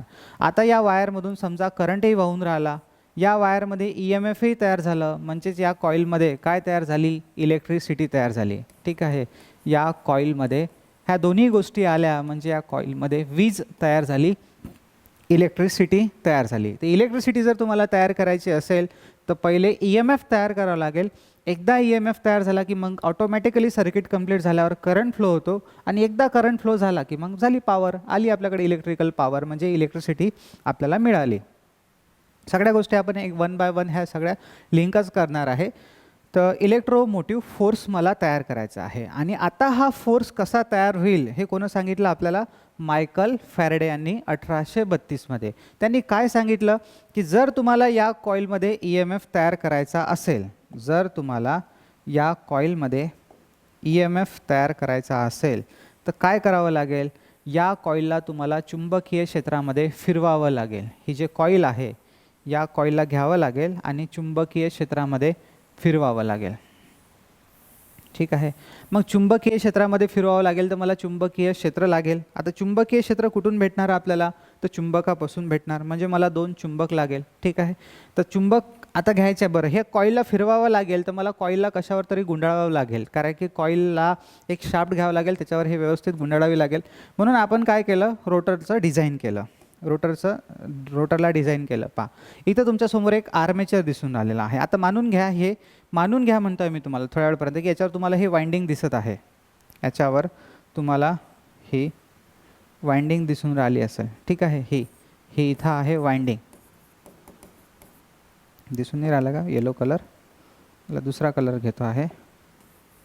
तर ही याच्यावर जे आहे ही वाइंडिंग आहे, ही जे दिसते आहे आपल्याला ही वाइंडिंग आहे. इथं लिहिलेलं आहे यांनी 5 kVA single phase AC alternator armature winding फुल इन्फॉर्मेशन. हा जो आहे हा जनरेटर आहे आणि मानून घ्या थोड्या वेळपर्यंत की या जनरेटर हा सिंगल फेजचा जनरेटर आहे. सिंगल फेजचा जनरेटर आहे म्हणजे फेज आणि न्यूट्रल दोनच वायर आहे. तर ही एक वाइंडिंग आहे आणि या वाइंडिंगमध्येच आता वाइंडिंग कोणती, तेच तार, कॉपरची तार. आता एक कॉईल, एक तार न घेता आपण एक कॉईल घेतले. आता लालूच वाढली आपल्याला, एक कॉईलने आपल्याला अनेक कॉईल पाहिजे, कारण अनेक मोठा EMF आपल्याला तयार करायचा आहे. जेवढा जास्त EMF तुम्हाला तयार करायचा असेल तेवढा जास्त तुम्हाला कॉईल घ्याव्या लागतील, तेवढी लांबीची तार जास्त घ्यावी लागेल. म्हणून आपण इथं नंबर ऑफ कॉईल घेतल्या. एक शाफ्ट घेतला, ओके. त्या शाफ्टवर आपण हा सिलिकॉन स्टीलचा कोर बसवला, त्याला स्लॉट्स आहे आणि त्या स्लॉटमध्ये आपण पेपर टाकून नंबर ऑफ कॉईल याच्यावर बरोबर फिट केल्या रँडमली. म्हणजे याला याच्यामध्ये बास्केट वाइंडिंग केली आपण. आता वाइंडिंगचे कसे टाईप्स असतात, काय असतात, सगळं आपण नंतर पाहणार आहे. जे सध्या आपल्याला गरजेचं आहे फक्त आपण तेच पाहत आहे. तर हे जे वाइंडिंग आहे, या वाइंडिंगमध्ये आपल्याला काय तयार करायची आहे, वीज तयार करायला. एक गोष्ट लक्षात ठेव जा, वाइंडिंगमध्ये वीज तयार करायची आहे म्हणजे शेवटी आपल्याला वाइंडिंगमध्ये EMFच तयार करायचा आहे. असा फोर्स तयार करायचा आहे की त्या फोर्समुळे इलेक्ट्रॉनचं वहन होणार. आणि एकदा सर्किट कंप्लीट झालं की इलेक्ट्रोमोटिव्ह म्हणजे एकदा सर्किट कंप्लीट झालं की करंटचं वहन होणार. आणि एकदा करंट वाहला म्हणजे समजून जायचं की त्याच्यामध्ये वीज तयार झाली. वीज तयार होतेच, EMF तयार झाला म्हणजे वीज तयार झाला. आता मला तुम्ही सांगा, हे या कॉईलचा वायर आहे हा वाला. आता या वायरला मला माझ्या लाईटचे वायर जोडायचे आहे. लाईटचे वायर जे आहे ते मला जोडायचे आहे आणि या कॉईलला मला फिरवा. मायकल फॅरेडे यांनी सांगितलं आहे की जेव्हा तुम्ही या कॉईलला चुंबकीय क्षेत्रामध्ये फिरवाल तेव्हाच त्या कॉईलमध्ये EMF तयार होईल. एक तर अदरवाईज कॉईलला फिरवा किंवा मग कॉईलला तुमची इच्छा नसेल फिरवायची तर मग कॉईल भोवती चुंबकीय क्षेत्र फिरवा, पण दोनपैकी एक गोष्ट कोणतीही फिरवा. हे कोणी सांगितलं आपल्याला, मायकल फॅरेडे यांनी. ठीक आहे. पण आता मी जे म्हणतो आहे, मी कॉईलला फिरवतो, मी चुंबकीय क्षेत्राला नाही फिरवत, मी कॉईलला फिरवतो. आणि चुंबकीय क्षेत्र पण घेणार आहे आपण, वेट करा. सध्या इथं चुंबकीय क्षेत्र नाही, फक्त कॉईलला फिरवण्याचा जुगाड करत आपण सध्या. तर कॉईलला फिरवण्यासाठी आपण शाफ्ट घेतला, शाफ्टवर एक कोर बसवला, त्या कोरमध्ये आपण वाइंडिंग बसवली. आणि आता हे जे वाइंडिंगचे वायर आहे, या वायरला माझे बाहेरचे वायर टच करायचे आहे म्हणजे जोडायचे आहे. पण आता जेव्हा मी या शाफ्टला फिरवेल तेव्हा ही कॉईल फिरणार चुंबकीय क्षेत्रामध्ये. पण जेव्हा कॉईल फिरेल तेव्हा हे दोन टोकं पण फिरतील ना. आणि फिरत्या वायरला आपण स्थिर वायर कसे जॉईन करू शकतो, बरोबर. दोन वायर आहे जे असे कंटिन्युअसली गोल गोल फिरून राहिले आहे. त्या गोल गोल फिरणाऱ्या वायरला आपण आपले स्टेबल वायर कसे जोडू शकतो, जोडूच नाही शकत. बरं, जोडलेही तुम्ही तर ते वायर गुंडाळल्या जाईल आणि ती वायर तुटून जाणार. एक वेळ अशी येईल की वायर तुटून जाणार. म्हणून सायंटिस्ट लोकांनी असा दिमाग लावला की वायरमधून आपल्याला करंटही मिळाला पाहिजे आणि वायरचं डायरेक्ट कनेक्शनही म्हणजे जॉईंटही नाही आला पाहिजे, सॉलिड जॉईंट म्हणजे एकदम डायरेक्ट जॉईंटही नाही आला पाहिजे आणि वायरही तुटली नाही पाहिजे आणि आपल्याला करंटही भेटला पाहिजे. तर यांनी काय केलं, याच शाफ्टवर ह्या दोन रिंग बसवल्या. यांना म्हणतात स्लीप रिंग. हे जे आहे ह्या आहेत स्लीप रिंग. ठीक आहे, स्लीप रिंग बसवल्या. आता ह्या स्लीप रिंगला यांनी जे वाइंडिंगचे वायर आहे हे दोन जोडून दिले. दोन वायर जे असतील ते दोन वायर या दोन रिंगला असे बाहेरून जोडलेले असतात, म्हणजे आतून जोडलेले असतात आतच्या भागानं. आणि वरच्या भागावर इथं ब्रश कनेक्टेड असतात, कार्बन ब्रश. काय होते, जेव्हा शाफ्ट फिरतो तेव्हा हा पूर्ण कोर तर फिरतोच, तेव्हा त्याच्यासोबत हे रिंग पण फिरतात. आणि जो वाइंडिंगमधला सप्लाय तो रिंगवर येतो आणि रिंगवरून नंतर मग वायरमध्ये येते. नंतर मी तुम्हाला दाखवून देतो हे सगळं, सध्या फक्त तुम्ही लक्ष द्या. आता काय आहे पिक्चर, पुढे पहा. तर हा जो तुम्हाला मधात दिसतो आहे हा आहे आपल्याकडे एक आर्म. आता ही अजून एक महत्त्वाची गोष्ट की ज्या कॉईलमध्ये वीज तयार होते त्या कॉईलला किंवा त्या वाइंडिंगला त्यांनी नाव दिलं. तर हे नाव काय आहे, तर आर्मेचर वाइंडिंग. ही जे वाइंडिंग आहे हिला फक्त वाइंडिंग नाही म्हणायचं तुम्ही, याच्यापुढे तुम्ही याला म्हणायचं, पूर्ण इज्जत द्यायची, आर्मेचर वाइंडिंग. ही साधीसुधी वाइंडिंग नाही आहे, ही आहे आर्मेचर वाइंडिंग. हिच्या भरोशावरच आपला लाईट लागणार आहे.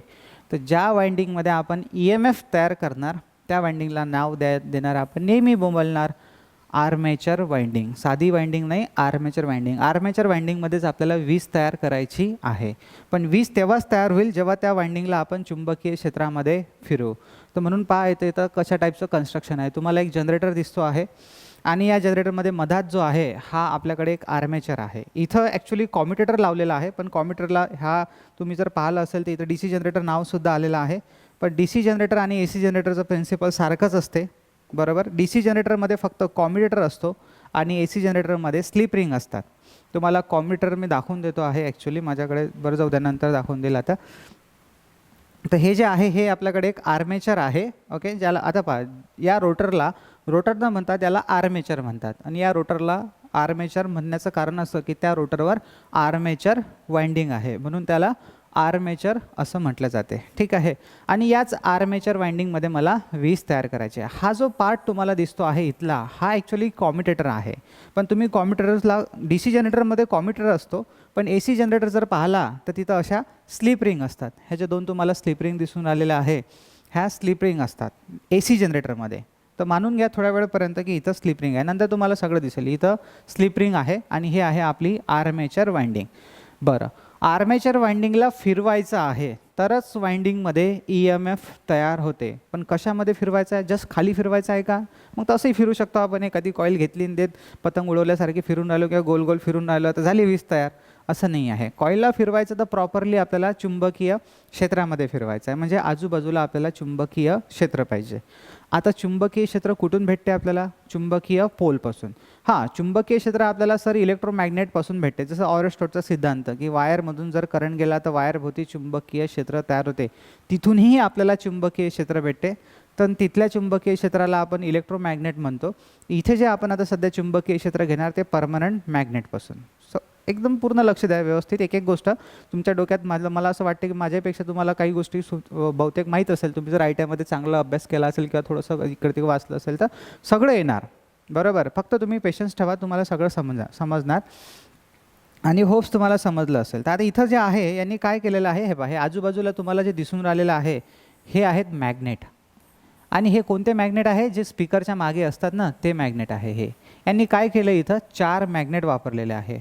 हे असे टोटल इथं हे असे अर्धवर्तुळाकार 4 मॅग्नेट आहे, कारण की आपला आर्मेचर गोल असतो ना, तसे हे 4 मॅग्नेट वापरले. आणि हे मॅग्नेट इकडे एन पोल तर इकडे एन पोल, इकडे एस पोल तर इकडे एस पोल, असे हे मॅग्नेट वापरले नाही. 4 पोल, 4 मॅग्नेट म्हणजे 4 पोल आहेत, त्याला म्हणतात पोल. पोल म्हणजे ध्रुव. 1 2 3 4, 4 ध्रुव आहे म्हणजे 4 पोल आहे. आणि जेव्हाही एका जनरेटरमध्ये 4 पोल असतात तेव्हा ते अमोरासमोरचे पोल सारखे असतात. इकडे एन तर तिकडे एन, इकडे एस तर इकडे एस. जर त्या जनरेटरमध्ये 2च पोल असते, समजा या जनरेटरमध्ये 2च पोल असते, एक हा पोल असता आणि एक त्याच्या समोरचा असतात, एका साईडचा जर एन झाला तर पुढच्या साईडचा हा होऊन जाणार यस. एक गोष्ट आता अजून सांगतो तुम्हाला, या इकडचं फेस यन आहे तर इकडचं फेस ऑटोमॅटिकली यस असते. याचं इकडचं फेस यस आहे तर तिकडचं यन असते. त्याच्यामुळे तुमच्या डोक्यात जास्त जर स्टडी म्हणजे जास्त जर आठवलं तुम्हाला तर नंतर तुम्हाला सांगतोच मी काय मॅटर आहे. तर हा यन आणि यस, ठीक आहे. तर असे 2 पोल, जर 2च पोल असेल तर अमोरासमोर दोन्ही पोल वेगवेगळे असतात. जर 4 पोल असतील तर अमोरासमोर सारखे असतात. चला, तर आता इथं चुंबकीय क्षेत्र आलं, परमनंट मॅग्नेट आपण इथं वापरले आणि त्या परमनंट मॅग्नेट पालन स्पीकरच्या मागे मॅग्नेट लागलेले असते.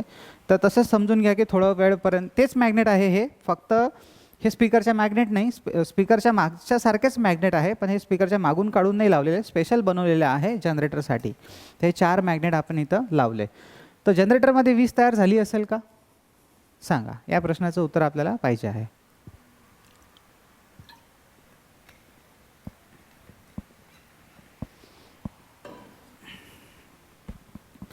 आता जर तुम्हाला हा प्रश्न विचारला की जनरेटरमध्ये वीज तयार झाली असेल का, तर तुमचा आन्सर असेल नाही. काही जणांचं होऊ शकते असेलही, पण सध्याच्या कंडिशनला जनरेटरमध्ये हे जे आर्मेचर कॉईल आहे, हा एक पुरा जनरेटर बनला आहे आणि हे जे आर्मेचर वाइंडिंग आहे याच्यामध्ये सध्या वीज तयार झाली नाही आहे. तुम्ही जीवन तुमचं आयुष्य खराब करून घेतलं याच्यामध्ये की नाही आज तयार होईल वीज उद्या होईल, 5 वर्षांनी होईल, 10 वर्षांनी. तुम्ही मरूनही गेले तरी वीज तयार होणार नाही याच्यामध्ये. का? कारण की मायकल फॅरेडे सांगून गेले, आपण ऐकलं नाही व्यवस्थित, त्यांनी सांगून गेलं. काय सांगून गेले की जेव्हा एखाद्या कॉईलला चुंबकीय क्षेत्रामध्ये फिरवल्या जाते तेव्हाच त्या कॉईलमध्ये ई एम एफ तयार होते. आणि ई एम एफ तयार होते म्हणजे एक असा फोर्स तयार होतो की ज्याच्यामुळे इलेक्ट्रॉनचं वहन होते. पण केव्हा ई एम एफ तयार होणार? जेव्हा कॉईलला फिरवू. सध्या अजून आपण कॉईलला फिरवलेलं नाही आहे.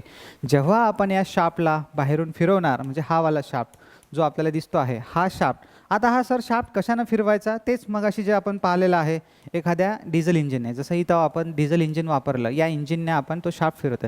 तुमची इच्छा असली हातानं फिरवायची, तुम्ही हातानंही फिरवा, पण हातानं किती जोरात फिरू शकणार आपण नाही, म्हणून आपण इथे एक इंजिन वापरलेलं आहे. आता ही इंजिन प्रत्येक वेळेस डिझेल इंजिन असेल असं नाही आहे, वेगवेगळ्या टाईपचे इंजिन आपण इथं वापरू शकतो. कोणते? आपण इथं स्टीम टर्बाईन पण वापरू शकतो, इथं आपण हायड्रो टर्बाईन पण वापरू शकतो. आता हे स्टीम टर्बाईन म्हणजे वाफेवरचं इंजिन, वॉटर टर्बाईन म्हणजे पाण्याच्या दाबानं सुद्धा आपण जनरेटरला फिरवू शकतो. पाण्याच्या दाबानं आपण मोठे ब्लेड फिरवतो. मोठे ब्लेड फिरवले की मग मेकॅनिकल पॉवर तयार होते आणि त्या ब्लेडच्या सहाय्यानं, त्या ब्लेडला जो शाफ्ट लावलेला असतो त्याच्या सहाय्यानं आपण जनरेटरला फिरवतो आणि जनरेटरला फिरवलं की मग आपल्याला इलेक्ट्रिकल पॉवर मिळते. जनरेटरमध्ये तुम्ही काही आदळपट करा, तिकडे काय जे काही तुम्हाला करायचं ते तुम्ही करा, फक्त मला मेकॅनिकल पॉवर द्या. माझा जो रोटर आहे, माझा जो रोटर म्हणजेच आर्मेचर, त्याला फिरवा बस. तुम्ही जर त्याला फिरवलं एका पर्टिक्युलर स्पीडनं तर मी तुम्हाला इलेक्ट्रिकल पॉवर देणार. ठीक आहे. आणि हे कोणाच्या प्रिन्सिपलवर, कोणाच्या सांगण्यावरून? मायकल फॅरेडे यांच्या. ठीक आहे. तर याच्यामध्ये जे आहे, आता आपल्याला जोपर्यंत आपण या कॉईलला फिरवणार नाही, म्हणजे या आणि कॉईलला कसं फिरवणार आपण? शाफ्टला फिरवणार. शाफ्टला एक इंजिन लावणार आणि त्या इंजिनच्या सहाय्याने या शाफ्टला रोटेट करणार. जसं शाफ्टला रोटेट करू तसं ह्या सगळ्या कॉईल फिरतील आणि जेव्हा ह्या कॉईल फिरतील तेव्हा इथे जे असलेलं चुंबकीय क्षेत्र आहे, तुम्हाला माहीत आहे, हे जे पोल असतात या पोलमध्ये चुंबकीय क्षेत्र असते जे डोळ्यांना दिसत नाही. चुंबकीय क्षेत्र कधीच दिसत नाही आपल्याला, ते कारण की इमॅजिनरी लाईन्स आहे.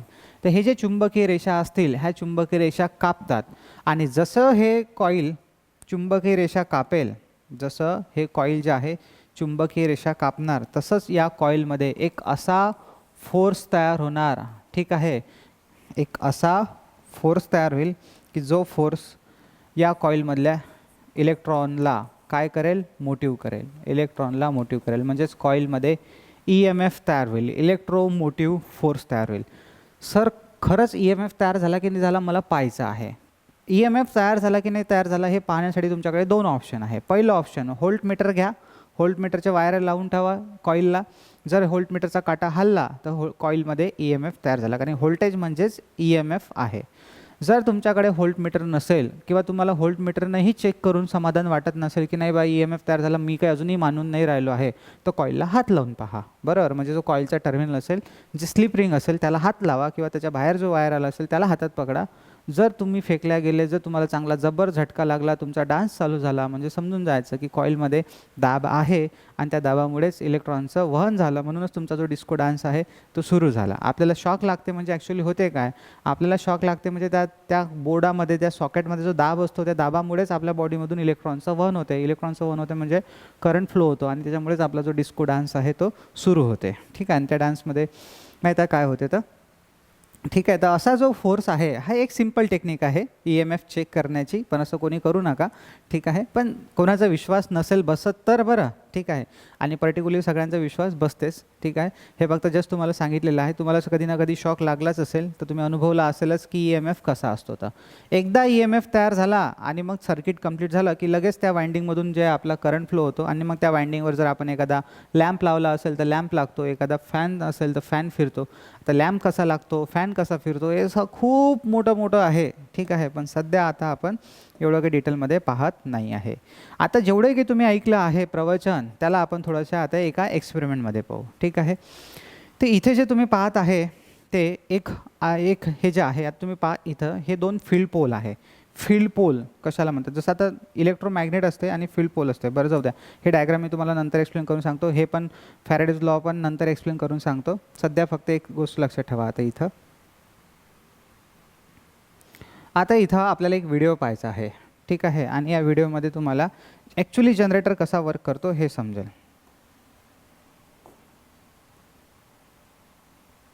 ठीक आहे.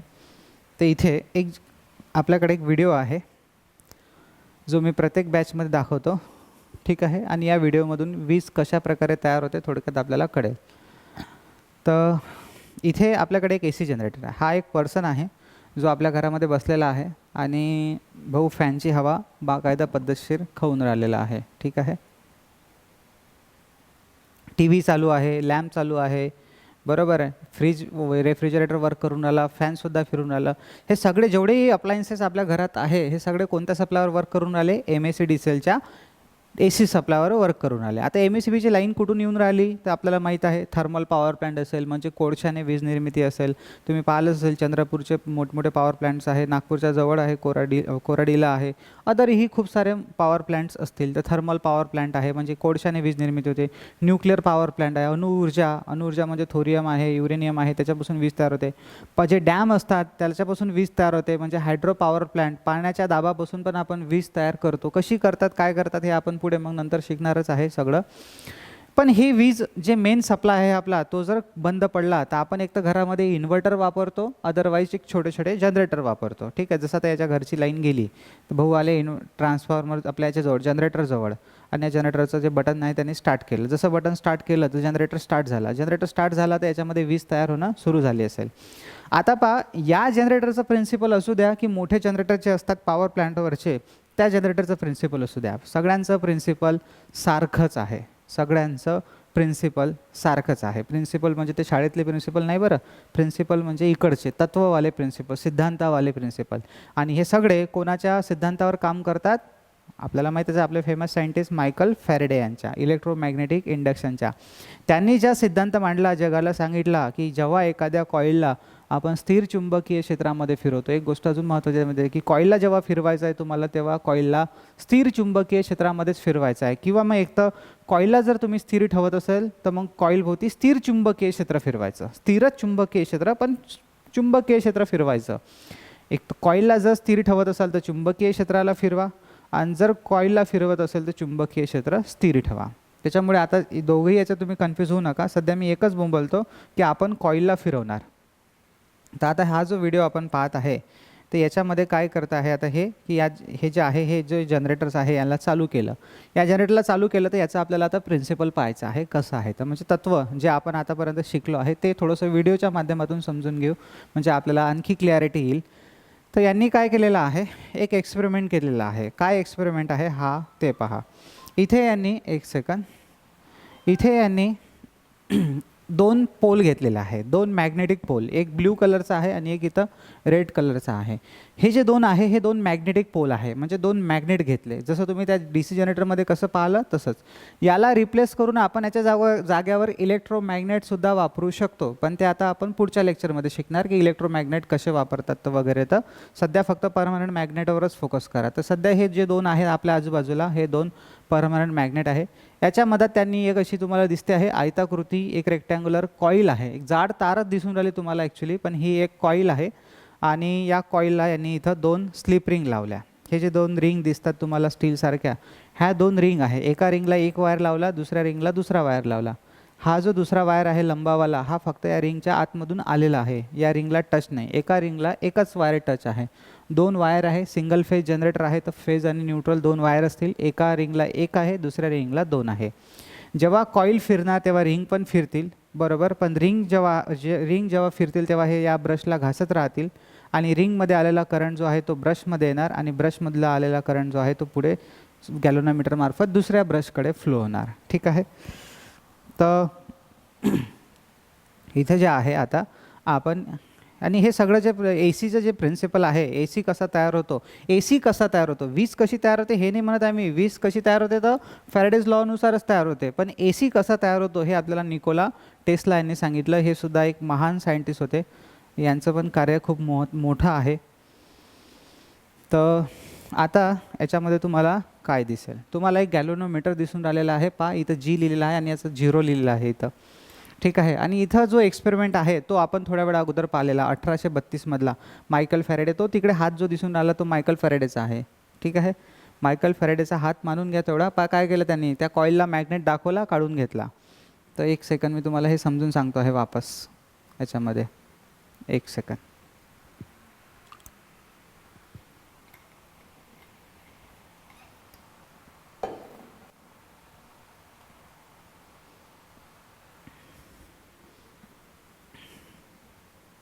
इथं पहा काय आहे, एक रिबिन घेतली त्यांनी. रिबिन म्हणजे पूर्ण हे पोकळ एक रिबिन आहे, त्याच्यावर त्यांनी कॉपरची वायर गुंडाळली आणि त्या कॉपरच्या वायरला एक गॅल्व्हनोमीटर कनेक्ट केलं. रेड ब्लॅक त्याचे दोन टर्मिनल्स आहे, गॅल्व्हनोमीटर कनेक्ट केलं. आता तो मॅग्नेट घेतला त्यांनी हातामध्ये आणि तो मॅग्नेट त्यांनी काय केलं त्या कॉईलच्या जवळ आणला. पहा आता तो इकडे लक्ष द्या एक मिनटं.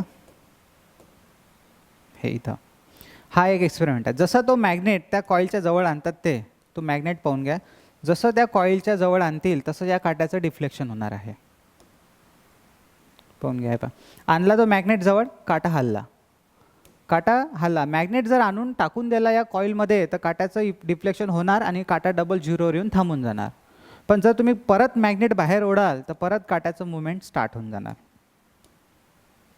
काटा पॉइंटर मॅग्नेट बाहेर काढला, परत काटा दुसऱ्या डायरेक्शननं हलला. म्हणजे असं कळलं की जोपर्यंत चुंबकीय क्षेत्र फिरत राहते तोपर्यंत कॉईलमध्ये EMF तयार होत राहतो. हा फ्लेमिंगचा हात आहे, हा मायकल फॅरेडेचा हात नाही आहे. एवढाच होता आपल्याकडे, एवढाच दाखवला.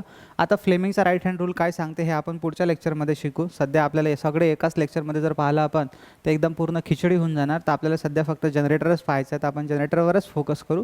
देन मग 1 बाय 1 आपण समोर जाऊ. ठीक आहे. तर आपण शिकत आहे की EMF कसा तयार होतो. तर हा एक जनरेटर आहे ज्याच्यामधलंच आपल्या, हा असो की पॉवर प्लांटवरचा जनरेटर असो, दोघांचंही प्रिन्सिपल सारखंच आहे. तर आपल्याला जनरेटर तयार करण्यासाठी काय काय गोष्टी पाहिजे तुम्ही मला सांगा बरं. समजा आता तुम्हाला म्हटलं की आपल्याला चहा बनवायचा आहे, तर चहा बनवण्यासाठी म्हणा आपल्याला चहा बनवण्यासाठी काही साहित्य लागेल आणि काही मटेरियल लागेल. साहित्यामध्ये आपल्याला स्टोव लागेल, गंज लागेल, जे काही आहे कप लागतील, चहा गाळणे लागतील. हे झालं साहित्य. एक उदाहरण देत आहे तुम्हाला, आपल्याला चहा नाही बनवायचा आहे, ठीक आहे. आणि आपल्याला सपोज मटेरियलमध्ये काय पाहिजे आपल्याला, साखर, चहापत्ती, पाणी, दूध वगैरे हे सगळं आपल्याला मटेरियल पाहिजे. तसंच मी तुम्हाला म्हटलं की आपल्याला जनरेटर बनवायचं आहे, एक बेसिक जनरेटर, एक बेसिक एक्सपेरिमेंटल जनरेटर. म्हणजे त्यातून फक्त आपल्याला EMF तयार झाला की नाही तयार झाला हे पाहायचं आहे. तुम्ही काय म्हणता सर, एक कॉईल पाहिजे आपल्याला एक कॉईल पाहिजे. पण कॉईलच पाहिजे नाही, तर कॉईलमध्ये आपल्याला कॉईलला चुंबकीय क्षेत्रामध्ये फिरवावं पण लागते, म्हणजे चुंबकीय क्षेत्र पण लागेल. मग चुंबकीय क्षेत्रासाठी काय लागेल आपल्याला, 2 मॅग्नेट लागतील. म्हणजे आपल्याला वीज जर तयार करायचं असेल तर 2 मॅग्नेट पाहिजे. एकच आपण कॉईल घेऊ सध्या, एकच आर्मेचर वाइंडिंग पाहिजे. त्यानंतर कॉईलला आपण डायरेक्ट वायर जॉईंट नाही करू शकत, तर आपल्याला 2 स्लिप रिंग पाहिजे. 2 स्लिप रिंगवर 2 ब्रशेस पाहिजे. आणि वीज तयार झाली की नाही तयार झाली हे चेक करण्यासाठी आपल्याला एक तर छोटासा लॅम्प पाहिजे किंवा मग एक गॅल्व्हनोमीटर पाहिजे. एवढ्या गोष्टीची गरज आहे.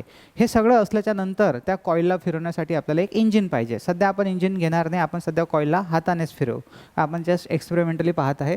तर आपल्याला एवढं साहित्य पाहिजे. तर आपण सगळ्यात पहिले 2 मॅग्नेट घेतले. आले 2 मॅग्नेट, ठीक आहे सर, आले 2 मॅग्नेट. 2 मॅग्नेटच्या मदत आपण कॉईल घेतली, कॉईलही आली आपल्याकडे. कॉईलला नाव काय आहे लक्ष ठेवा, कॉईलला नाव आहे आर्मेचर वाइंडिंग. तर हे आपण इथं आर्मेचर वाइंडिंग, आता वाइंडिंग म्हणजे तसं तर नंबर ऑफ कॉईल होतात, पण इथं आपण कॉईललाच वाइंडिंग म्हणत आहे. आणि त्या कॉईलच्या 2 टर्मिनलला 2 आपण रिंग पण लावल्या. सर कॉईल तर दिसून नाही राहिली, ही एक जाडच तार दिसून राहिली. हां, हे एक सिंगल लूप जनरेटर आहे, याला सिंगल लूप जनरेटर म्हणतात ॲक्च्युली, बरोबर. पण हे तुम्ही थोड्या वेळपर्यंत मानून घ्या की हे तुमच्याकडे एक कॉईल आहे. आणि कॉईलचे जे 2 टोकं असतील त्याला 2 आपण रिंग लावलेले आहे. ह्या रिंगच्या बनलेल्या ही तार कशापासून बनलेली आहे, कॉपरपासून. ह्या 2 रिंग बनलेल्या असतात, फॉस्फरस ब्रॉन्झ किंवा मग हार्ड ड्रॉन कॉपर. सगळं येते हे पुढे, फॉस्फरस ब्रॉन्झ किंवा हार्ड ड्रॉन कॉपर. इथं या 2 रिंगवर 2 आपण कार्बन ब्रशेस लावलेले आहे, 2 कार्बन ब्रशेस. आणि या ब्रशेसला वायर लावलेले असतात आणि त्या वायरसोबत मग आपण आपलं गॅल्व्हनोमीटर कनेक्ट करतो. ठीक आहे, झालं. एवढ्या गोष्टी आपल्याला लागत होत्या, 1 2 3 4 आणि 5 वायर आणि एक गॅल्व्हनोमीटर. आपल्याला एवढं पाहिजे. हे 2 मॅग्नेट आहे आणि या 2 मॅग्नेटच्या मदत असेल आपलं चुंबकीय क्षेत्र. ही जे इथं ब्लिंक होत आहे ही आहे आपली आर्मेचर वाइंडिंग. आणि या आर्मेचर वाइंडिंगला आपण डायरेक्टली वायर जोडू शकत नाही, म्हणून इथं आपण 2 रिंग लावले. जे फ्लॅश होत आहे सध्या ते आहे 2 आपल्या स्लिप रिंग, यांना म्हणतो आपण स्लिप रिंग. आता स्लिप रिंग, स्प्लिट रिंग 2 असतात. स्प्लिट रिंगमध्ये काय फरक आहे, स्लिप रिंगमध्ये काय फरक आहे, तो पुढे तुम्हाला कळेलच. तर इथं आहे आपल्याकडे 2 स्लिप रिंग आणि या 2 स्लिप रिंगवर लावले आहे आपण हे 2 ब्रशेस. ओके. आणि या ब्रशेसला आपल्याला, हे कार्बन ब्रशेस आहे ज्याची झीज होते, थोडे घासल्या जातात हे, कारण की हे लुब्रिकेशन सारखे पण काम करतात तिथं. नाही तर खूप मोठा आवाज तयार झाला असता आपण जर लोखंडाचे ब्रश लावले असते तर, आणि स्पार्किंग पण खूप मोठी क्रिएट झाली असती. याला आपण वायर कनेक्शन करून एक गॅल्व्हनोमीटर जोडलं. इथं दिसतेच आपल्याला की हे गॅल्व्हनोमीटर आहे. गॅल्व्हनोमीटर ही खूप सेन्सिटिव्ह मीटर असते, ज्याच्यामध्ये सेंटरला 0 असतो आणि आजूबाजूला काही मार्किंग असते 10-20 अशी. त्याच्यावर ना कधी व्होल्टेज ना करंट असं काही लिहिलेलं नसते, बस जस्ट फक्त तिथून करंटचं डिफ्लेक्शन होत आहे की नाही होत आहे हे आपण चेक करू. आता काय केलं आपण, कॉईलला फिरवणं स्टार्ट केलं. जसं कॉईलला फिरवणं स्टार्ट केलं तसंच तुम्हाला काट्याचं डिफ्लेक्शन जाणून राहिलं, reverse forward reverse forward reverse forward. याचा अर्थ कॉईलमध्ये वीज तयार झाली. कॉईलमध्ये वीज कोणाच्या प्रिन्सिपलवरून तयार झाली, कोणाच्या सांगण्यावरून तयार झाली, मायकल फॅरेडे यांनी, की जेव्हा एखादी कॉईल स्थिर चुंबकीय क्षेत्रामध्ये फिरते. आता पहा, इथे जे चुंबकीय क्षेत्र आहे, ते आहे स्थिर चुंबकीय क्षेत्र. आता याला जेवढं मी एक्सप्लेन करतो म्हटलं ना तेवढं कमी आहे, कारण की हा एवढा मोठा कन्सेप्ट आहे की खूप मोठा. आता इथं तुम्ही पाहून घ्या, इथं आपल्याकडे 2 मॅग्नेटिक पोल आहे. ठीक आहे, हे जे आहे हा एक मॅग्नेट आहे, समजा मानून घ्या थोड्या वेळापर्यंत हा N पोल आहे, हा यस पोल आहे आणि इथं हे असं चुंबकीय क्षेत्र फ्लो होत आहे. चुंबकीय क्षेत्र जे आहे ते असं हे यनकडून यनकडे असं वाहत आहे आणि या चुंबकीय क्षेत्रामध्ये ही आपली आर्मेचर कॉईल आहे. आर्मेचर कॉईल आणून ठेवून दिली तुम्ही तर काही फरक पडणार नाही. त्या कॉईलला फिरवावं लागेल. जेव्हा जसं तुम्ही त्या कॉईलला फिरवणं स्टार्ट कराल, आता सध्या सर कॉईल तर ऑटोमॅटिकच फिरून राहिली, कॉईल ऑटोमॅटिक नाही फिरून राहिली, कॉईलला कोणतरी फिरून राहिलेला एक शाफ्ट असेल, त्या शाफ्टला फिरून राहिलेला आहे. व्हिडिओमध्ये दिसून नाही राहिलं पण कॉईलला फिरवल्या जात आहे. मानून घ्या की मीच फिरवत आहे हातानं, ठीक आहे, या हातानं फिरवत आहे. जसं मी त्या कॉईलला फिरवत आहे, हे जे दोन कॉईलच्या साईड असतात, ह्या दोन साईड काय करतात, कॉईलचं चुंबकीय क्षेत्र कापणं सुरू करतात. जसं एखादा फॅन चालू असेल आणि फॅनच्या मधात जर कोणी हात टाकला, किंवा कोणी येऊन मधात उभं राहिलं, तर आपण त्याला म्हणतो ना, अबे सरकनं माझ्या बाजूला, हवा अडून राहिली ना, हवा लागू दे, बरोबर. म्हणजे हवा काय करून राहिला, तो कापून राहिलेला आहे. हवा तर दिसत नाही पण हवा कापून राहिलेला आहे. तसंच इथं जे चुंबकीय क्षेत्र आहे हे तर दिसत नाही, पण जेव्हा ही कॉईल फिरते तेव्हा हे जे दोन साईड असतात, ह्या दोन साईड ते चुंबकीय क्षेत्र कापतात. आणि जेव्हा एखादी तार एखादी कॉईल चुंबकीय क्षेत्र कापते तेव्हा तिथं प्रगट होतो मायकल फॅरेडे आणि म्हणतो, घे पा माया सिद्धांत लागला. ठीक आहे, काय मी सांगितलं होतं की जेव्हा एखादी तार चुंबकीय क्षेत्रामध्ये फिरवल्या जाते तेव्हा त्या कॉईलमध्ये EMF तयार होतो. लोकांनी विचारलं मायकल फॅरेडेला, बाबू रे EMF काय होय, तर त्यांनी सांगितलं की असा फोर्स आहे हा की जो त्या तारेमधल्या इलेक्ट्रॉनला मोटिव्ह करते आणि एकदा इलेक्ट्रॉन मोटिव्ह झाले की करंटचं वन. आजच्याच लेक्चरमध्ये मी कमीत कमी तुम्हाला 15 ते 20 वेळेस, मोर दॅन 15 ते 20 वेळेस EMFची डेफिनेशन बोलून दाखवली आहे. का? कारण की तुमच्या डोक्यात, मनात, हृदयात एवढा फिट झाला पाहिजे EMF की तुम्ही जीवनातही विसरले नाही पाहिजे. ठीक आहे, EMF काय आहे तर इलेक्ट्रोमोटिव्ह फोर्स तयार झाला आणि तयार होणारा जो EMF असतो ना, तो ॲक्च्युली AC तयार होतो. AC म्हणजे अल्टरनेटिंग करंट. हा फोर्स कधीही एका दिशेचा तयार होत नाही. हा फोर्स नेहमी आपली डायरेक्शन बदलवत राहतो. फोर्स आपली डायरेक्शन बदलवते म्हणून करंट पण आपली डायरेक्शन बदलवते. म्हणून कॉईलमध्ये जो सप्लाय तयार होतो तो अल्टरनेटिंग करंट तयार होतो. कारण की जो दाब आहे तोच अल्टरनेटिंग असतो, म्हणजे बदलता दाब तयार होतो आणि त्या बदलत्या दाबामुळे बदलता करंट तयार होतो आणि त्याच बदलत्या करंटला आपण अल्टरनेटिंग करंट असं म्हणतो. तो कसा काय तो अल्टरनेटिंग आहे याच्याही मागं खूप रहस्य आहे, ते आपण पाहूच पुढे. तर जसं आपण त्या कॉईलला फिरवतो तसंच त्या कॉईलमध्ये EMF तयार होते. तुम्ही पाहून घ्या, आता या कॉईलला सध्या रोटेट करणं आपण स्टार्ट केलं. ठीक आहे, हा शाफ्ट आहे आणि या शाफ्टला आपण फिरवत आहे. शाफ्टला फिरवत आहे तो कोण फिरत आहे? कॉईल. कोणती कॉईल फिरत आहे? Armature coil. आता चुंबकीय क्षेत्र तिकडून इकडे वाहताना दिसून राहिलं आपल्याला, काही प्रॉब्लेम नाही. तिकडचा N पोल आहे, इकडचा S पोल आहे. जसं ही कॉईल या चुंबकीय क्षेत्रामध्ये फिरत आहे तसंच या कॉईलकडून हे चुंबकीय क्षेत्र कापल्या जात आहे आणि या चुंबकीय क्षेत्र कापल्या गेल्यामुळे कॉईलमध्ये EMF तयार होत आहे. EMF तयार झाला की नाही तयार झाला हे आपल्याला हे गॅल्व्हनोमीटर सांगून राहिलेलं आहे, गॅल्व्हनोमीटरच्या काट्याच्या डिफ्लेक्शनवरून, बरोबर. आणि कॉईलमध्ये जो सप्लाय तयार होत आहे तो DC नाही होत आहे, AC तयार होत आहे. आता AC कसा तयार होतो, DC कसा तयार होतो हेही आपण पुढच्या लेक्चरमध्ये पाहणारच आहे. तर व्यवस्थित हे लेक्चर सगळे कंटिन्यू करा. तुम्हाला खूप काही शिकायला भेटेल या लेक्चरमधून, या फर्स्ट चॅप्टरमधून.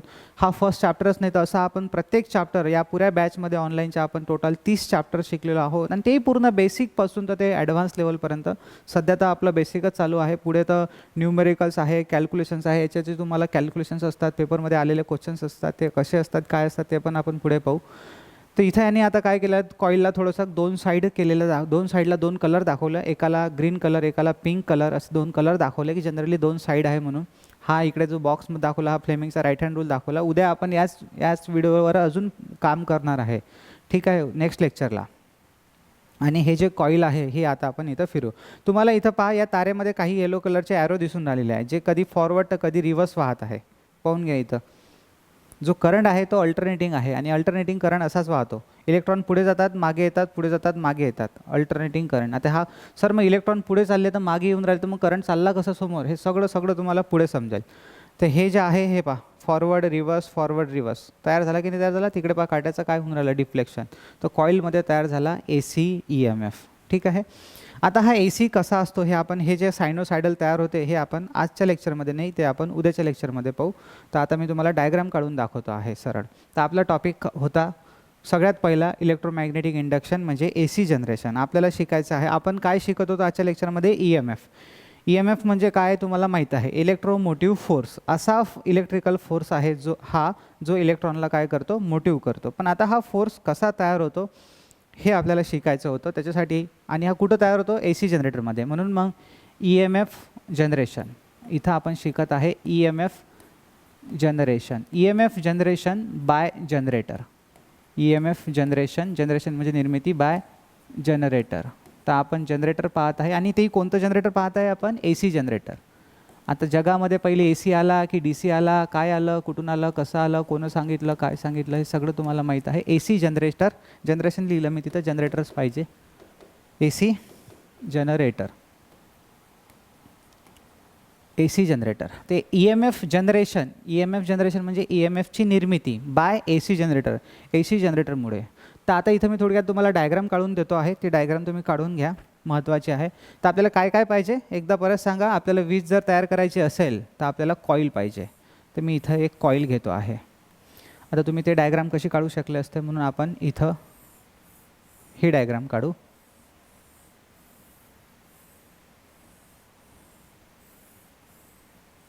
थोड्या वेळपर्यंत मानून घ्या की हे एक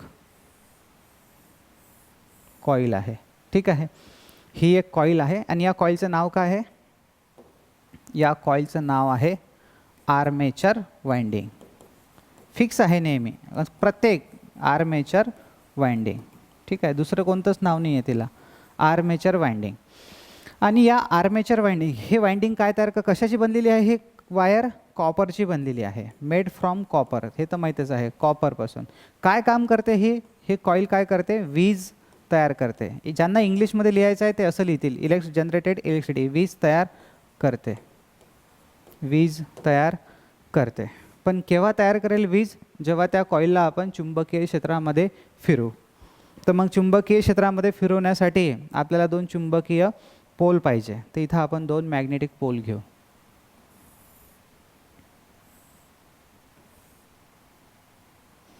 असे नाही दाखवू आपण.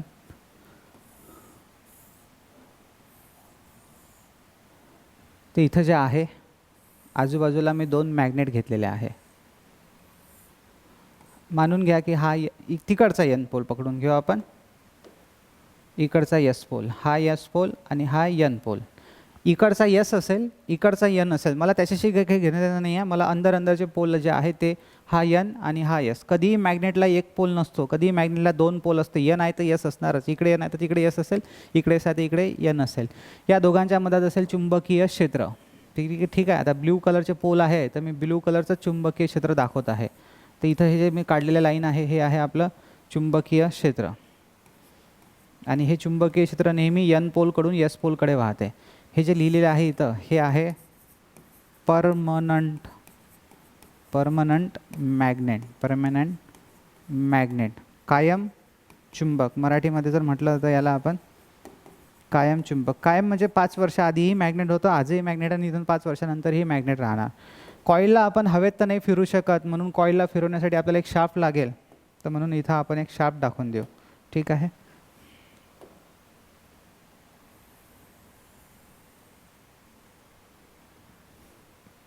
अरे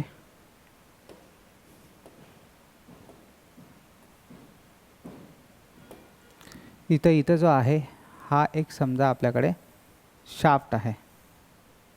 हा शाफ्ट आपल्याला रोटेट करायचा आहे. बरं, जे 2 कॉईलचे टोकं आहेत त्यांना 2 रिंग लावलेले असतात. तर इथं मी 2 रिंग दाखवतो आहे. आता हे एक रिंग आहे आणि एक दुसरी रिंग आहे इथं. ठीक आहे, ह्या 2 रिंग दाखवल्या. या 2 रिंगला आपले वायर कनेक्टेड असतात. हा वायर या रिंगला कनेक्टेड आहे. हा जो वायर आहे हा फक्त त्या रिंगच्या आतमधून आलेला आहे, पण त्याला कनेक्ट नाही आहे. हा इथं कनेक्टेड आहे आणि हा इथं जोडलेला आहे. या रिंगच्या वरती असतात कार्बन ब्रशेस. लयच मोठे ब्रशेस झाले हे.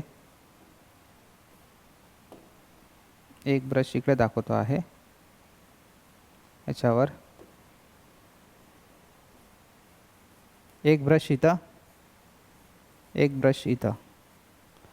ठीक आहे. हे ब्रशेस दाखवले.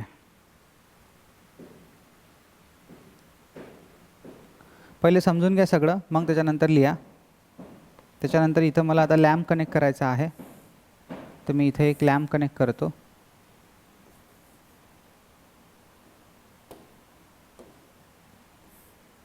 एक सेकंद, रेडवाला वायर इकडे घेतो आहे,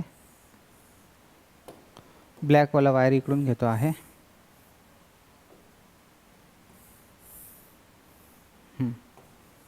इथं एक होल्डर आहे आणि इथं आपण एक लॅम्प कनेक्ट केला.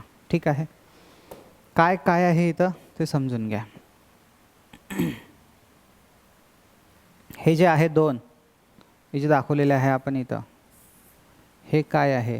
हे आहे sleep ring. Sleep ring. Okay. आणि हे जे दिसतात आपल्याला, हे आहे कार्बन ब्रशेस. कार्बन ब्रशेस, दोन ब्रशेस आहे. आणि इथं आपण लावला आपला लॅम्प. चला, हा शाफ्ट आहे. आता काय करावं लागेल आपल्याला? शाफ्टला रोटेट करावं लागेल. शाफ्टला जोपर्यंत आपण रोटेट करत नाही तोपर्यंत, सध्या मॅग्नेटिक पोल आहे, परमनंट मॅग्नेट आहे. आणि हे इथं जे चुंबकीय क्षेत्र आहे ना, हे स्थिर चुंबकीय क्षेत्र आहे. हे पण एक गोष्ट महत्त्वाची आहे. इथे जे चुंबकीय क्षेत्र आहे हे स्थिर चुंबकीय क्षेत्र आहे. चल लिहून ठेवता आहे, स्थिर चुंबकीय क्षेत्र. स्थिर म्हणजे एन पोल इकडे आहे तर तो जनरेटरच्या मध्ये एन पोल इकडेच राहणार, एस पोल इकडेच राहणार. नेहमी चुंबकीय क्षेत्र राईटकडून लेफ्टकडे वाहणार तर राईटकडून लेफ्टकडेच वाहत राहणार. ठीक आहे. तर अशा प्रकारे हे दोन स्थिर चुंबक आहे आणि त्या स्थिर चुंबकाच्या मधलं जे चुंबकीय क्षेत्र आहे ते स्थिर आहे. स्थिर चुंबकीय क्षेत्र कोणाला म्हणतात? असं चुंबकीय क्षेत्र जे कायमपणे स्थिर आहे, प्रत्येक वेळी कायम आहे. म्हणजे 100 जर सपोज तिथं 1000 लाईन्स असतील, अशा 1 2 3 4, जर अशा 1000 लाईन असेल तर प्रत्येक सेकंदला किंवा प्रत्येक टाईमला 1000च लाईन्स आहे आणि त्या लाईन्समध्ये कमी जास्त बदल पण होत नाही आहे आणि त्यांची दिशा पण एकच आहे. अशा चुंबकीय क्षेत्राला म्हणतो आपण स्थिर चुंबकीय क्षेत्र. आणि अशा या चुंबकीय क्षेत्रामध्ये आपण ही आर्मेचर कॉईल ठेवली. आता बस, आता कॉईलमध्ये EMF तयार झाला असेल का? नाही. जोपर्यंत आपण कॉईलला फिरवणार नाही तोपर्यंत कॉईलमध्ये EMF तयार होणार नाही. तर इथं जो हा शाफ्ट आहे, या शाफ्टला आपण आता रोटेट करणं सुरू करून देऊ. तर याला आपण याचं रोटेशन केलं. जसं आपण या शाफ्टला फिरवलं तसंच ही कॉईल फिरणं स्टार्ट होऊन जाणार.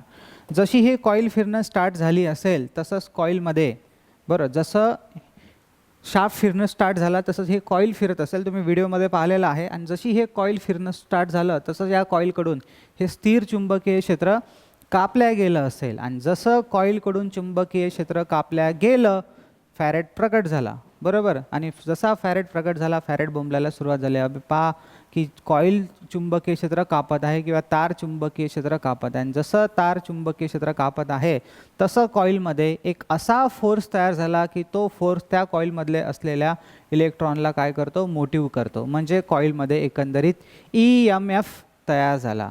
जसा कॉईलमध्ये EMF तयार झाला तर सर्किट कंप्लीट होतं. सर्किट कंप्लीट असल्यामुळे करंट वाहायला सुरुवात झाली, कारण की बाहेर जो कॉईलमधला करंट आहे तो रिंगवर आला. समजा आता ही रिंग, खालची रिंग आहे R1 आणि ही रिंग 2 आहे R2. समजा करंट हा रिंग 1वर आला तर रिंग 1वर आल्यावर करंट आला म्हणजे इलेक्ट्रॉन्स आले आणि हे असे इलेक्ट्रॉन जे आहे ते फ्लो झाले. तर हे जे आहे इलेक्ट्रॉन या लॅम्पमध्ये आले. लॅम्पमध्ये जी तार आहे ती टंगस्टनची आहे. ही तार त्या इलेक्ट्रॉनला जाऊ देत नाही कारण की त्याला ती विरोध क्रिएट करते. कारण हे इलेक्ट्रॉन म्हणते आम्हाला तर जास्त लागणार आहे कारण आमच्या मागे दाब आहे, म्हणजेच EMF आहे, व्होल्टेज आहे. त्याच्यामुळे हे इलेक्ट्रॉन जबरदस्ती या टंगस्टनच्या तारेमधून पास होतील. जेव्हा ते इलेक्ट्रॉन त्या टंगस्टनच्या तारेमधून जबरदस्ती पास होतील तेव्हा त्या टंगस्टनचे ॲटम आणि या इलेक्ट्रॉनचं वहन यांच्यामध्ये घर्षण होणार, चांगली फाईट होणार. ती टंगस्टनची तार लाल होणार. ती तार लाल झाली की मग आपल्याला लाईट भेटेल आणि हे इलेक्ट्रॉन तर मुक्कामी काही थांबणार नाही. मग हे इलेक्ट्रॉन इथून समोर निघतील आणि आपला पुढचा प्रवास कंप्लीट करतील. हे इलेक्ट्रॉन असे आले, रिंग 2वर येतील, म्हणजे ब्रश 2वर येतील, ब्रश 2मधून रिंग 2वर, रिंग 2मधून आतमध्ये, आणि आपला सर्किट कंप्लीट करतील. ठीक आहे. तर हे जे डायरेक्शन आहे सध्या R1 कडून R2 कडे, ही फक्त कॉईलच्या अर्ध्या फेऱ्यापर्यंतच राहते. जशी कॉईलचा अर्धा फेरा झाला तसंच करंटची डायरेक्शन चेंज होऊन जाते. करंट नंतर मग R2 कडून R1 कडे वाहते. एकदा करंट R1 कडून R2 कडे, नंतर दुसऱ्या अर्ध्या फेरामध्ये R2 कडून R1 कडे. सतत करंटची डायरेक्शन बदलत राहते, सतत करंटची डायरेक्शन बदलत राहते. त्याच्यामुळे अशा करंटला म्हणतो आपण अल्टरनेटिंग करंट. आता तुमच्या डोक्यामध्ये प्रश्न पडेल की सर, हा जो करंट आहे हा अल्टरनेटिंग काऊन झाला? हा आपली दिशा काऊन बदलत आहे, कारण की कॉईल जी आहे ती दर अर्ध्या फेऱ्याने आपली डायरेक्शन चेंज करते. हे साईड आहे तर तिकडच्या साईडला जाते, ती साईड जी आहे ती इकडच्या साईडला जाते. त्याच्यामुळे कॉईलमध्ये जो तयार होणारा सप्लाय असतो तो मुळात AC असतो. त्याच्यामुळे आणि आपल्याला बाहेरही जो सप्लाय भेटतो तो ACच भेटतो जर आपण तिथं स्लिप रिंग लावले तर. त्याच्यामुळे इथं AC सप्लाय आहे तर कॉईलमध्ये सुद्धा जो EMF आहे तो ACच आहे. जर आपण स्लिप रिंग लावले तर आतमधला AC जसंच्या तसाच आपल्याला बाहेर भेटते आणि आपल्याला AC सप्लाय बाहेर मिळू लागतो. एकदा सप्लाय मिळाला की आपला जो लॅम्प आहे हा आपल्याला प्रकाश देतो, तोच प्रकाश देतो आणि मग इथं आपल्याला लाईट मिळते. ठीक आहे, लाईट. तर अशा प्रकारे जे आहे आपलं याच्यामध्ये EMF तयार झाला. EMF तयार झाल्यानंतर त्याच्यामध्ये करंट वाहू लागला. पहिले तर आपण कॉईलला फिरवल्यानंतर EMF तयार झाला. EMF तयार झाल्यानंतर करंट वाहू लागला आणि मग आपल्याला या कॉईलपासून वीज मिळणं सुरू झालं. हा झाला आपला एक AC जनरेटर बेसिकवाला. याच्यामध्ये खूप काही अजून शिकण्याजोगतं आहे. जस्ट फक्त आपण सध्या टेलर शिकलेलो आहोत, अजून याच्यामध्ये पुरी पिक्चर बाकी आहे. आपण आता फक्त EMF काय असतो ते शिकलो. आता तुम्हाला फायनली कळलं असेल आजच्या पुऱ्या लेक्चरमध्ये फक्त EMF कसा तयार होतो हे मी तुम्हाला सांगितलेलं आहे. EMF म्हणजे काय आहे आता लास्ट सांगतो आहे, असा फोर्स जो इलेक्ट्रॉनला मोटिव्ह करतो किंवा मग इलेक्ट्रॉनला मोटिव्ह करणारा फोर्स, इलेक्ट्रॉनला धक्का मारणारा, लात मारणारा फोर्स म्हणजे EMF. ओके, आणि या EMFमुळेच इलेक्ट्रॉनचं वहन होते. EMF जर नसेल तर इलेक्ट्रॉनचं वहन होत नाही आणि जर इलेक्ट्रॉनचं वहन होत नसेल तर करंट वाहणार नाही. जर करंट वाहत नसेल तर वीज भेटणार नाही आणि जर वीज भेटत नसेल तर आपले इक्विपमेंट्स जे आहे ते काम करणार नाही. ठीक आहे, तर आणि मी तुम्हाला हेही सांगितलं आहे की जनरेटरमध्ये जो EMF तयार होतो मग तो DC जनरेटर का असे ना, EMF नेहमी ACच तयार होत असतो. ठीक आहे, आता भरपूर साऱ्या गोष्टी आहे, AC कसा असतो, DC कसा असतो. आणि अजून एक गोष्ट सांगायची राहिली तुम्हाला ती म्हणजे व्होल्टेज. आता हा EMF आणि व्होल्टेज एकच असतो. EMFलाच व्होल्टेज असे म्हणतात, हे एक गोष्ट लक्षात ठेवा. Electromotive force equal to voltage. EMFही व्होल्टमध्ये मोजतात आणि व्होल्टेजही व्होल्टमध्ये मोजतात, कारण की दोघंही गोष्टी एकच आहे. फक्त फरक आहे की जिथं हा दाब तयार होतो तिथं त्याला EMF म्हणतात. जसं कॉईलमध्ये दाब तयार झाला, व्होल्टेज तयार झालं, त्याला व्होल्टेज न म्हणता तिथं आपण त्याला EMF म्हणतो. आणि जेव्हा हेच व्होल्टेज टर्मिनलवर येते तेव्हा त्याला आपण व्होल्टेज असं म्हणतो. मी तुम्हाला लास्ट लेक्चरला सांगितलं होतं, एखादा पोरगा असेल तर शाळेत गेल्यावर त्याचं नाव कसं, सुशील बापा. सुशील म्हणजे एकदम नीटनेटका, एकदम चांगला राहणारा पोरगा, अभ्यासू पोरगा. ठीक आहे, कधीही बरोबर. आणि घरी आला की त्याची आई त्याला पिंट्या, बबल्या, गोगल्या असं म्हणते, बरोबर. तर तसंच इथंही आहे, शाळेत गेल्यावर तो सुशील आहे आणि घरी आल्यावर त्याच्या आईसाठी, त्याच्या आजीसाठी पोट्ट्या शंभळही आहे, बरोबर आहे, बबल्याही आहे, पिंट्या आहे, कसंही असो, पिंट्या बबल्या पण चांगलंच असतो आपल्या आईवडिलांसाठी असो. तर तसं इथंही असंच आहे की हा या शाळेत म्हणजे या कॉईलमध्ये असला की त्याचं नाव बापा EMF आहे, इलेक्ट्रोमोटिव्ह फोर्स. आणि तोच EMF जेव्हा या लोडवर येतो तेव्हा त्याला आपण काय म्हणतो, व्होल्टेज असं म्हणतो. ठीक आहे, इथं आपल्याला व्होल्टेज भेटत आहे बा अशा पद्धतीनं. ठीक आहे, तर बाकीचं जे आहे ते आपण नेक्स्ट लेक्चरला पाहू. एवढं मोर दॅन सफिशियंट आहे आजच्या लेक्चरमध्ये. बाकीचं आपण नेक्स्ट लेक्चरला कव्हर करू. ठीक आहे, जास्त एकदम घेणं गरजेचं नाही आहे, कारण की मी शिकवू शकतो तुम्हाला याच्या पुढचंही, पण तेवढं तुम्हाला थोडंसं पसलंही पाहिजे, थोडंसं आरामही पाहिजे आपल्याला. तर बाकीचं जे आहे ते आपण पुढच्या लेक्चरला पाहू. ठीक आहे, तर ज्यांनी आधीचे लेक्चर पाहिले नसेल त्यांनी पाहून घ्या. हे थर्ड लेक्चर होतं, ह्याच्या पुढचे लेक्चर खूप इंटरेस्टिंग आहे. सगळे लेक्चर्स तुम्ही हे सगळे लेक्चर्स पहा, तुम्हाला कळेलच की कशा पद्धतीनं टीचिंग आहे. तर खूप म्हणजे जीव तोडून शिकवलेलं आहे. असे पूर्ण 30 चॅप्टर याच्यामध्ये शिकवलेले आहे, जीवांच्या आता आकांताने. असं काही नाही, एकच उद्देश आहे फक्त की मी जे गव्हर्नमेंट जॉब सोडून बसलेलो आहो इथं उभा आहे ॲक्च्युली, ते फक्त एवढंच आहे की बा आपल्याकडे जे नॉलेज आहे, जे आपण आतापर्यंत नॉलेज घेतलं, या नॉलेजचा विद्यार्थ्यांना फायदा झाला पाहिजे. अदरवाईज नोकरी करण्याचे तर खूप सारे ठिकाणं आहेत आणि खूप साऱ्या प्रकारे आपण पैसा कमवू शकतो, पण मी जे फील्ड निवडलेली आहे ती अशी आहे की याच्यामध्ये मला पैसा तर मिळतोच आहे, तो भाग नाहीच आहे, पण कुठंतरी कोणत्या तरी विद्यार्थ्याचा आपल्यामुळे थोडंसं का होईना त्याच्या यशामध्ये आपला थोडासा वाटा आहे. तर म्हणून मग एक प्रयत्न आहे आपला, आणि असंच आपण प्रत्येक चॅप्टर शिकत राहणार. ही सध्या फक्त ट्रेलर आहे. जेव्हा तुम्ही ट्रान्सफॉर्मर, जनरेटर किंवा अजून पुढचे चॅप्टर जेव्हा शिकणार ना तेव्हा अजून तुम्हाला खूप काही शिकायला भेटेल. अख्खा एक ट्रान्सफॉर्मर जो आहे तो पूर्ण आपण 22 घंटे शिकवलेला आहे, फक्त 22 घंटे ट्रान्सफॉर्मर, आणि पूर्ण बेसिकपासून तर ॲडव्हान्स लेवलपर्यंत म्हणजे फेजर डायग्रामपर्यंत. ओके, आणि जनरेटर आहे, DC जनरेटर आहे, DC मोटर, असे 30 चॅप्टर आपण टोटली शिकवलेले आहे आणि तुम्हाला मिनिमम प्राईसमध्ये हा कोर्स अवेलेबल करून दिलेला आहे. तर ज्या विद्यार्थ्यांना जॉईन करायचं आहे त्यांना नंबर स्क्रोल होतच आहे, तुम्ही त्याला कॉल करू शकता किंवा त्या नंबरवर कॉल करू शकता. तुम्हाला ऑफिस स्टाफ तुम्हाला पूर्ण इन्फॉर्मेशन सांगेल आणि तुम्ही ॲडमिशन जॉईन करू शकता. अदरवाईज ज्या विद्यार्थ्यांना वाटते की नाही चला ठीक आहे आमचा आहे बा आम्ही हेच लेक्चर करतो तर ते ठीक आहे, पण तुम्हाला एक गोष्ट सांगतो आहे की सेल्फ स्टडीमध्येही आपला अभ्यास होतो, पण सेल्फ स्टडीमध्ये जेवढा वेळ लागतो ना त्याचा खूप कमी पट आपल्याला क्लासमध्ये लागतो. जे गोष्ट शिकायला तुम्हाला 1-1, 2-2 वर्ष 3-3 वर्ष निघून जातात ते गोष्ट तुम्हाला 2 आणि 5 मिनिटात कळते. ठीक आहे, हा एक कोचिंग क्लासेसचा फायदा होतो. अदरवाईज अशी कोणतीच कोचिंग क्लास नाही की जे तुम्हाला नोकरीची गॅरंटी देते. कोचिंग क्लासेस फक्त एवढंच आहे की तुम्हाला तुमचे जो वेळ आहे तो हे करून टाकतो, सोपा करून टाकतो. ठीक आहे, की जेणेकरून तुम्हाला अभ्यास करायला सोपं जाईल. आणि आजच्या याच्यामध्ये तुम्हाला पाहिलंच आहे की प्रत्येक विद्यार्थी जो आहे तो अपडेटेड आहे, कुठं ना कुठेतरी त्याने कोचिंग क्लासेस लावलेलेच असतात. तर अशा याच्यामध्ये आपणही जर कोचिंग क्लास लावला तर त्याचा फायदा होईल, कारण की प्रत्येक आय टीची सिच्युएशन कशी आहे तुम्हाला माहीत आहे. कोणत्या आय टी खूप चांगल्या आहे, खूप चांगल्या फॅकल्टीज आहेत, तर कोणत्या आय टीमध्ये मास्तरही दिसत नाही ना आय टीही दिसत नाही. ठीक आहे, डायरेक्ट फोटो पेपरला जाते, ते दुसऱ्या आय टीत जाते आणि घरी येते सर्टिफिकेट. अशा याने आपला गव्हर्नमेंट जॉब निघणार नाही आहे. इमानदारी जर आपण मेहनत केली तर आपल्याला नक्की कुठं ना कुठेतरी यश भेटेल. आणि करायचं काहीच नाही आहे, अकॅडमी बॅचमध्ये जेवढं शिकवलेलं आहे ना तेवढं मोर दॅन सफिशियंट आहे. तुम्हाला चांगल्या प्रकारे शिकायचं आहे, चांगल्या प्रकारे नोट्स बनवायच्या आहे, त्याची रिव्हिजन करायची आहे आणि MCQ सॉल्व करायचे आहे. भरपूर साऱ्या नोट्स पण तुम्हाला अवेलेबल करून दिलेल्या आहे ॲपमध्ये, ज्या तुम्ही डाउनलोड करून त्याची प्रिंटआउट वगैरे काढू शकता. ठीक आहे, सो इथे थांबू आपण. तर बाकीचं जे आहे ते आपण पुढच्या लेक्चरला पाहू. Thank you, bye bye.